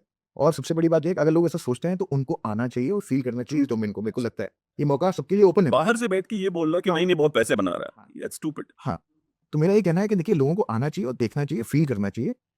It's not an easy job but I am enjoying it. मैं ये कह रहा हूँ, मैं कोई मजबूरी में नहीं कर रहा हूँ ये चीज़, या मुझे किसी पे मैं कोई एहसान नहीं कर रहा हूँ। थैंक गॉड विक्टिम कार्ड नहीं खेल रहे हैं, थैंक गॉड फॉर दैट। कई लोग विक्टिम कार्ड खेलने लग जाते हैं, भाई बहुत मुश्किलों से आया हूँ और ये और that। नहीं भाई सर, नहीं, मुश्किल से क्यों आए हैं आप इलेक्शन में खड़े हो, आप जीत के आए, आप जवाब दीजिए जनता को, मैं तो यही मानना है। और देख कुछ लोगों से आप बात करें वैसे बिहेव करते हैं कि जैसे को जनता ने उनका हाथ पकड़ बोला हाँ, फॉर्म भर तू लड़ चुनाव वरना बंदूक से गोली मार दूंगा टाइप्स। वो जैसे अभी हो रहा है हमारे साथ कि हम जीत के आए हैं, हमें मैंडेट मिला है, हमें सरकार बनाने का मौका नहीं मिल रहा। अब उनको पूछा जाए, उनको मैंडेट मिला है तो हमें क्या मिला है? हमें मैंडेट ही मिला है, कहा तो हमें ये जब बहुत बनी आपको यार हंसी नहीं आती कि मतलब कि शुक्रिया बिल्कुल। आज का इंडियन देख के मुझे लग रहा है कि लूपिंग डीएम साहब, लूपिंग नोफा, लूपिंग ये विधायक जी, लूपिंग सांसद जी, लूपिंग, अरे यार एक सोसाइटी है, एंड व्हाई ड्रम को भी लूपिंग कर लो आप। Why would they care? हाँ, बड़ा सवाल ये कि लूप करके क्या मिला? क्या मिलेगा? Why would they care? उनके पास काम नहीं है। उनके पास आईपी 30 आप सांसद जी को लूप कर देते हैं तो आपको परस्यू करना पड़ेगा, उनके पास जाना पड़ेगा, बैठना साथ सांसद जी में नहीं, वो उस पर कुछ कर ही नहीं सकते सर, वो ये कहेंगे सोसाइटी का मामला है। हाइपोथेटिकली कर भी ले तो भाई फॉलो अप करना पड़ेगा। बहुत बिजी आदमी है यार, ये कोई नहीं देखने वाला ये हाँ, वाला है। तो वो जो पैदा करना, मतलब एक मुहिम चला दी आपने लोगों को इन्वॉल्व करने की, लूपिंग ये हमारे साथ गलत हो रहा है, ये हो रहा है।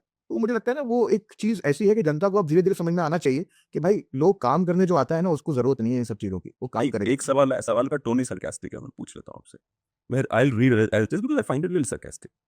You have been working very hard for 2.5 years. Have you thought about taking a break and letting others contribute, or do you plan to continue forever? कि आप ऐसा तो नहीं है कि मतलब आप जो है कि अमेंडमेंट ला के बोलेंगे आज से मैं आजीवन राष्ट्रपति, मैं जी जिनपिंग हूँ, हमेशा मैं राष्ट्रपति रहूंगा। देखिए बहुत अच्छा सवाल है और थैंकफुल आपने पूछा मुझे, क्योंकि अच्छा है इसके माध्यम से वो चीज़ें सब तक पहुंच जाएंगी। पहली बात तो अमर हो गए, परमानेंट कोई है नहीं, ठीक है। दूसरी बात ये है कि मेरा फॉरएवर रहने का कोई प्लान नहीं है, ना हमारा बाय लॉ अलाउ करता है। अगर आप लेटेस्ट एग्जाम्पल देखें, मैं 2 साल से अध्यक्ष था सोसाइटी का, तीसरी बार मैं नहीं बनना चाहता था, मैं बन ही नहीं सकता था, लेकिन उससे पहले ही मैंने अनाउंस कर दिया था कि मैं बोर्ड में रहूंगा और मैं बोर्ड को सपोर्ट करूंगा। आई रिमेंबर दैट मैसेज, है ना? बायलॉ हमारा ये कहता है कि अगर आप 2 साल अध्यक्ष बन गए, तीसरी साल आपको छोड़ना पड़ेगा, सेम पोस्ट आप नहीं ले सकते, और आप बोर्ड में रह सकते हो, बोर्ड को गाइड कर सकते हो, सपोर्ट कर सकते हो, अध्यक्ष नहीं बन सकते। अब पता नहीं भगवान नहीं चाहता या यहाँ के लोगों ने क्या मैंडेट दिया, तीसरी साल भी मैं नहीं छूट पाया। अच्छा ठीक है, मैं जीत के आया, लेकिन नई बॉडी नहीं बन पाई, नया आईडब्ल्यू नहीं बन पाया। आप अभी भी अध्यक्ष हैं? मैं अभी भी अध्यक्ष, अच्छा, और मुझे काम करने के लिए, और लेकिन आप जो वाले अध्यक्ष है ना, जो ऑफिशिएटिंग, जो taking care only care taking president हूं मैं अभी। तो मुझे डिप्टी रजिस्ट्रार साहब जो हमारी फाइनल अथॉरिटी है, but wouldn't you think that they will the opposition will always say कि जानबूझ के डिले करवा रहे ताकि आप अध्यक्ष बने रहो? हाँ मैं उसी पे आ रहा हूँ। मैं अपोजिशन गया डिप्टी रजिस्ट्रार के पास में कि हमारे ये हो गया बस और आपको इंटरवीन करना चाहिए। उन्होंने उठा के एक ऑब्जर्वर नियुक्त कर दिया, मतलब एक मीडिएटर जिसको बोल सकते हैं, कि आप इनका सॉल्यूशन निकालिए मेरे ऑफिस से जाके सोसाइटी में, इनका ये हो गया। लेकिन उसने एक नोट डाल दिया, क्योंकि सोसाइटी बहुत बड़ी है, सोसाइटी में इतने एम्प्लॉय काम करते हैं, सबकी तनख्वाह जानी है, सैलरीज जानी है, ठीक है, बिजली के बिल जाने हैं, डे टू डे अगर नई चीजें होंगी तो सोसाइटी बैठ जाएगी। Somebody has to take care. तो दिस इज अ लॉ। अगर आप देखेंगे हमारे विधानसभा में या लोकसभा में भी है, जब तक नया मुख्यमंत्री नहीं बनता या प्रधानमंत्री नहीं बनता, तो ऑफिशिएटिंग सेम वाले को टेक केयर करना है अंटिल जब तक नया बोर्ड नहीं बन जाता। ये राइटिंग में चिट्ठी आई डिप्टी रजिस्ट्रार ऑफिस के यहाँ से कि आप कार्यकारी अध्यक्ष तब तक रहेंगे जब तक कि नया अध्यक्ष नहीं चुन के आएगा जिसको आप अपने साइनिंग अथॉरिटी हैंड ओवर कर सकें। अब नए अध्यक्ष का प्रॉब्लम ये फंस रहा है कि उनको बनना है तो सारा बनना है, चारों पोस्ट चाहिए, नहीं तो वो कुछ नहीं बनेंगे। तो वो तो सर उनको डिसाइड करना पड़ेगा, इसमें मैं तो कुछ नहीं कर सकता। मैं तो आज भी बोलता हूँ, ऑन रिकॉर्ड कैमरा पे बोल रहा हूँ, सामने बोल रहा हूँ कि हमारा फेयर रास्ता, आप प्रेसिडेंट ले लीजिए चाहे सेक्रेटरी ले लीजिए, साथ में आपको ट्रेजरर लेना है, वो लेने को तैयार नहीं है, इसलिए ये डेडलॉक। ट्रेजरर क्यों तैयार नहीं हो रहे, क्या प्रॉब्लम? आई डोंट नो, देखिए मैं अब बता दिल्ली तो मुझे जो फील होता है की कमियों को उजागर करना चाहिए। बिल्कुल, देखो ये देखो ये बिल्कुल सर, मुझे जो फील होता है, देखिए ट्रेजरर की जो पोजीशन है वो बहुत ईजी नहीं है। चिल्लाना तो आसान है आपको, आप बताइए ना, 2 रुपए 90 पैसे उस चार्ज के अंदर जो हमने अपने कार्यकाल में 3 साल से 1 पैसा इंक्रीज नहीं किया। मोदी जी हर 6 महीने में सबकी सैलरी बढ़ा देते हैं, ठीक है, क्योंकि मिनिमम वेज उनकी जरूरत भी है। हमने तो नहीं बोला कि हम बढ़ाएंगे जाके। और इन्फ्लेशन रेट, सुशील जी भाई, पिछले 3 सालों में हर चीज की महंगाई बढ़ी है, चाहे सीमेंट महंगा हुआ है, लेबर महंगी हुई है, ठीक है, लेकिन हमने तो नहीं बढ़ाया, हम तो उसी में चला रहे हैं। अगर चोरी होती या कुछ गड़बड़ी होती, ठीक है, तो मैनेजमेंट कैसे होता, पहली बात। अब उनको ये लग रहा है ट्रेजरर की रिस्पॉन्सिबिलिटी होती है फंड मैनेज करने का। फंड कैसे मैनेज होगा, 3 साल पुराना कैंप से आप काम कर रहे हो, पहली बात। दूसरी बात, वो ये बोल के आए थे कि हम हर महीने में MIS का स्टेटमेंट देंगे, रेजिडेंट्स को फाइनेंशियल दिखाएंगे हर महीने। उनके पास कोई चार्टर्ड अकाउंटिंग नहीं है। ये जो मुझे फील होता है, ठीक है। तीसरी बात मुझे ऐसी लगती है कि देखिए उनका साहब, मुझे लगता है उनको बोर्ड नहीं बनाना, काम नहीं करना, सिर्फ हंगामा करना। अगर काम करना होता तो दोनों पोजीशन बहुत रिस्पेक्टफुल पोजीशन है, और हम लोगों ने ये बोला कि इस बार इनको मौका मिलना चाहिए, इसलिए हमने आगे बढ़ के बोला कि आप भी रहिए साथ में। लेकिन जनता ने हमें आउट नहीं किया, बिल्कुल। जनता ने बोला आप भी रहिए, तो रहना चाहिए था। इसलिए शायद मुझे लगता है कि वो लोग बोर्ड बनाने में इंटरेस्टेड नहीं है। और मेरे जहाँ तक सवाल है, देखिए परमानेंट कोई भी नहीं है। अब DR साहब ने बोला है, तब तक मैं टेक केयर कर रहा हूँ, और फ्यूचर के अंदर मतलब जनता चाहेगी तो हम रहेंगे, जनता नहीं चाहेगी तो हम नहीं रहेंगे। एक व्यक्ति ने लिखा है कि भैया आप तो ऑलरेडी NHRFA के अध्यक्ष हैं, तो विधायक बन जाइए, सोसाइटी के चक्कर में क्यों घिसी यार? ये देखिए अभी ऐसा कुछ सोचा नहीं है, आगे जाके क्या स्थिति बनती है, कैसी बनती है। NHRF एक ज़रूरत थी, मैं आपको बताऊँ, इस बॉडी की बहुत ज़रूरत थी यहाँ पर। बट हम लकी कि आप हैं उसमें, क्योंकि एल्डिको के बड़े-बड़े काम हो जाते हैं। लोगों को शर्म नहीं आती एक्सेप्ट करने में, उस बात को एक्सेप्ट करना चाहिए लोगों को, कि भाई दुनिया के तो काम हो ही रहे हैं, हमारे काम तो मुफ्त में हो रहे हैं ना भाई, क्योंकि मैं वहाँ बैठा हुआ हूँ। जी, तो NHRF अध्यक्ष बनने से देखिए सबसे ज़्यादा फ़ायदा मैं कहूँगा एल्डिको को इसलिए हुआ, एक तो मैं NHRF का अध्यक्ष हूँ।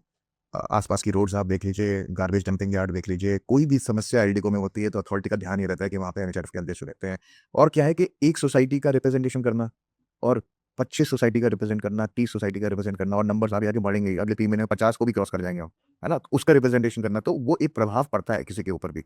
तो मुझे ऐसा लगता है कि NHRF जो की ज़रूरत बहुत थी एक बॉडी की यहाँ पर, और उसके बनने से अल्टीमेटली फ़ायदा मैं दे पा रहा हूँ सभी सोसाइटीज़ के साथ-साथ एल्डिको को भी उसका फ़ायदा है। इसका विरोध जो लोग करते हैं, मुझे आज तक समझ में नहीं आया कि उसका विरोध का रीज़न क्या है?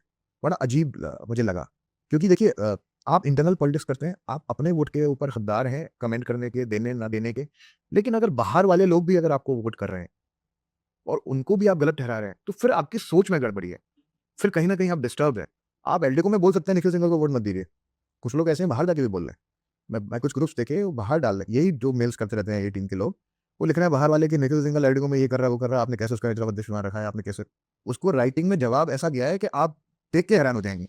आप सुनेंगे तो आप कहेंगे कि ये, आप बताइए, ये चीज़ें हमारी सोसाइटी की चीज़ें अगर बाहर जा रही है और इस तरह की हरकत हो रही है, तो हम अपनी सोसाइटी को बदनाम कर रहे हैं सुशील जी। जी, जी। इसमें मुझे लगता है कि मतलब कुछ हमें सोचना पड़ेगा कि हम किस डायरेक्शन में जा रहे हैं। एक आपको एग्ज़ाम्पल देता हूँ मैं, ताकि लोगों को समझ में आना चाहिए कि हमारी सोसाइटी की हँसी हो रही है बाहर, मज़ाक बन रहा है। एक हमारे यहाँ के एक ही है जो हल्ला काटते हैं बहुत ज़्यादा, नाम लेने की ज़रूरत नहीं है। उन्होंने किसी ग्रुप में लिखा, तो वहाँ से जवाब क्या आया? Gentleman, though I don't know you personally, would request you to keep your politics within your Eldeco society. What we have noticed that the Noida High Rise Federation is doing a great job in our sectors. Please don't criticize anyone who is not in the group because I was not there in the group. जवाब खुद ही मिल गया उनको। तो मुझे लगता है कि थोड़ी-सी हमें सोच बदलने की ज़रूरत है। सोसाइटी के अंदर ठीक है, सोसाइटी के बाहर करते हैं तो सोसाइटी की बदनामी है। एक बार जब उन्होंने भीलों ने दुर्योधन को पकड़ लिया था और महान कर्ण भाग गए थे छोड़ के दुर्योधन को।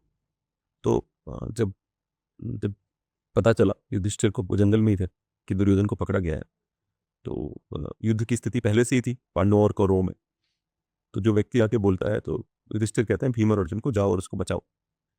तो अर्जुन कहते हैं कि भाई इनसे तो हमारी दुश्मनी है। भीम तो गुस्सा हो जाता है, कहता है इनसे तो हमारी दुश्मनी है, आपकी हिम्मत कैसे, इसको क्यों बचाएं, मरने दो सारे।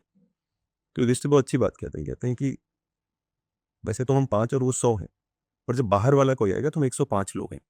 तो बाहर को ये मैसेज जाना चाहिए कि हम 105 लोग हैं। यस, ठीक हो ना ये चाहिए। हाँ, तो ये सोसाइटी को भी ये याद रखना चाहिए कि भाई इंटरनल इश्यूज़ हैं, हम रिज़ॉल्व कर लेंगे। लेकिन बाहर जाके, क्योंकि अल्टीमेटली क्या हुआ, आपकी बेइज़्ती ही हुई। मतलब आपको ऐसा तो कोई समर्थक मिला नहीं वहाँ पे। अच्छा, दूसरा क्या हो सकता है, आपके वहाँ भी विरोधी हो, मना नहीं कर रहा हूँ, होने भी चाहिए विरोधी भैया से। चलिए बातचीत दिशा को उधर ले चलते हैं। मेरे शो पे रिसेंटली एक किसान यूनियन के अध्यक्ष आए थे, उनसे मेरी बातचीत हो रही, तो जो लोकल्स हैं यहाँ पे, जिनकी ज़मीनें नॉर्दर्न अथॉरिटी ने खरीदी, पौने-पौने दाम में खरीदी, और उसके बाद हम सबके घर बने हैं उसपे, हम सब सोसाइटी और उन्हीं लोगों की ज़मीनों पे है ना?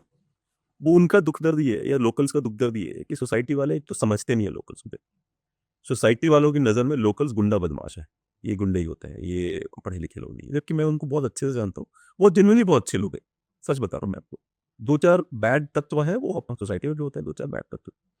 सोसाइटी और लोकल्स के बीच में क्या ऐसा किया जाए ताकि इनके बीच थोड़ा सामंजस्य बढ़े? कि अभी तो बिल्कुल मुझे ऐसा लगता है कि अजीब-सा चल रहा होता है, मतलब सोसाइटी वालों को नहीं पसंद, ना उनको सोसाइटी वाले पसंद। बहुत अच्छा क्वेश्चन है सुशील जी। देखिए अभी इस पे मैं काम कर रहा हूँ, मेरी टीम काम कर रही है। जैसे कि अगर हम हमारे सेक्टर में देखें तो 122 के पास में जो गाँव हैं, ठीक है ना? जी, परसला गाँव है, खंजरपुर, ठीक है, खंजरपुर सरवाबाद है, सरफाबाद है। यहाँ के लोग एनएचआरएफ को अप्रोच कर रहे हैं।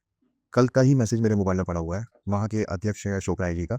निखिल जी इस समस्या पे ध्यान दीजिए, अगर एनएचआरएफ इस समस्या को भी देख सकता है। ऑल्दो आप लोग हाई राइज़ के लिए हैं, पर हम चाहते हैं कि आप हमारी विलेज गाँव में जो समस्या है उनको भी अगर आप देख सकते हैं, तो उस पे ध्यान देने की ज़रूरत है। तो वहाँ पे बड़ी गंदगी है, बहुत गंदगी है। मतलब हम लोग जिस जगह रहते हैं, अगर हम वहाँ जाएँ तो देखें सीवर लाइन ओवरफ्लो पड़ी हुई है, सफाई नहीं होती है, गंदगी है, मैनेज नहीं है कुछ भी। स्ट्रीट ऊपर लाइट से नोएडा अथॉरिटी के प्रधान बनाने का अधिकार छीन लिया। अधिकार छीन लिया उन्होंने, बिल्कुल। उसकी वजह से भी काफ़ी डिस्प्यूट चल रहा है, क्योंकि वहाँ पे कोई रिप्रेजेंटेशन ही नहीं है आज की डेट में। जी। हाँ, तो मुझे लगता है कि जितना इंटरैक्शन बढ़े हमारा, क्योंकि लोकल्स सारे ऐसे नहीं हैं, उनकी एक छवि ऐसी बना दी गई है आज की डेट में कि वो गुंडागर्दी करते हैं, बल्कि ऐसा नहीं। मेरे भी बहुत सारे दोस्त हैं जी, जो आज भी परतला गाँव में रहते हैं, दिसरट में रहते हैं और बाकी जगह रहते हैं। तो 116 के पास भी एक गाँव है, वहाँ से भी आया था हमारे पास में इन्विटेशन। हम लोग गए, बड़ा प्यार दिया उन लोगों को, मतलब चाय ये वो, और इतना उनके लिए ये था कि एनएचआरएफ के लोग आए, उम्मीद थी कि ये आए तो आज हमारे यहाँ ये काम हो जाएगा। वहाँ पे चेन स्नैचिंग चल रही थी, स्ट्रीट लाइट्स नहीं लगी थी, तो हम लोगों ने वो काम करवाया था जल्दी से जल्द। बहुत, और पुलिस पेट्रोलिंग बढ़वाई थी हम लोगों ने। तो मुझे लगता है जितना इंटरेक्शन बढ़ेगा उन लोगों से, हम जान पाएँगे उन लोगों को। अभी क्या है, वो गैप क्रिएट हो गया है दोनों के बीच में। सोसाइटी है तो इंसान ही, हमारे बीच में से ही है। फ़र्क इतना है कि हमारी लाइफ़स्टाइल अलग है, हमारी इम्पोर्टेंस अलग है चीज़ों की, उनकी अलग है। तो उनको एक अलग छवि की तरफ देख, अच्छा वो ऐसा नहीं है कि उनको हम समझते हैं, वो भी हमें समझते हैं, ये तो बहुत हाई-फाई है और इनसे हमारी थिंकिंग तो मिलेगी नहीं।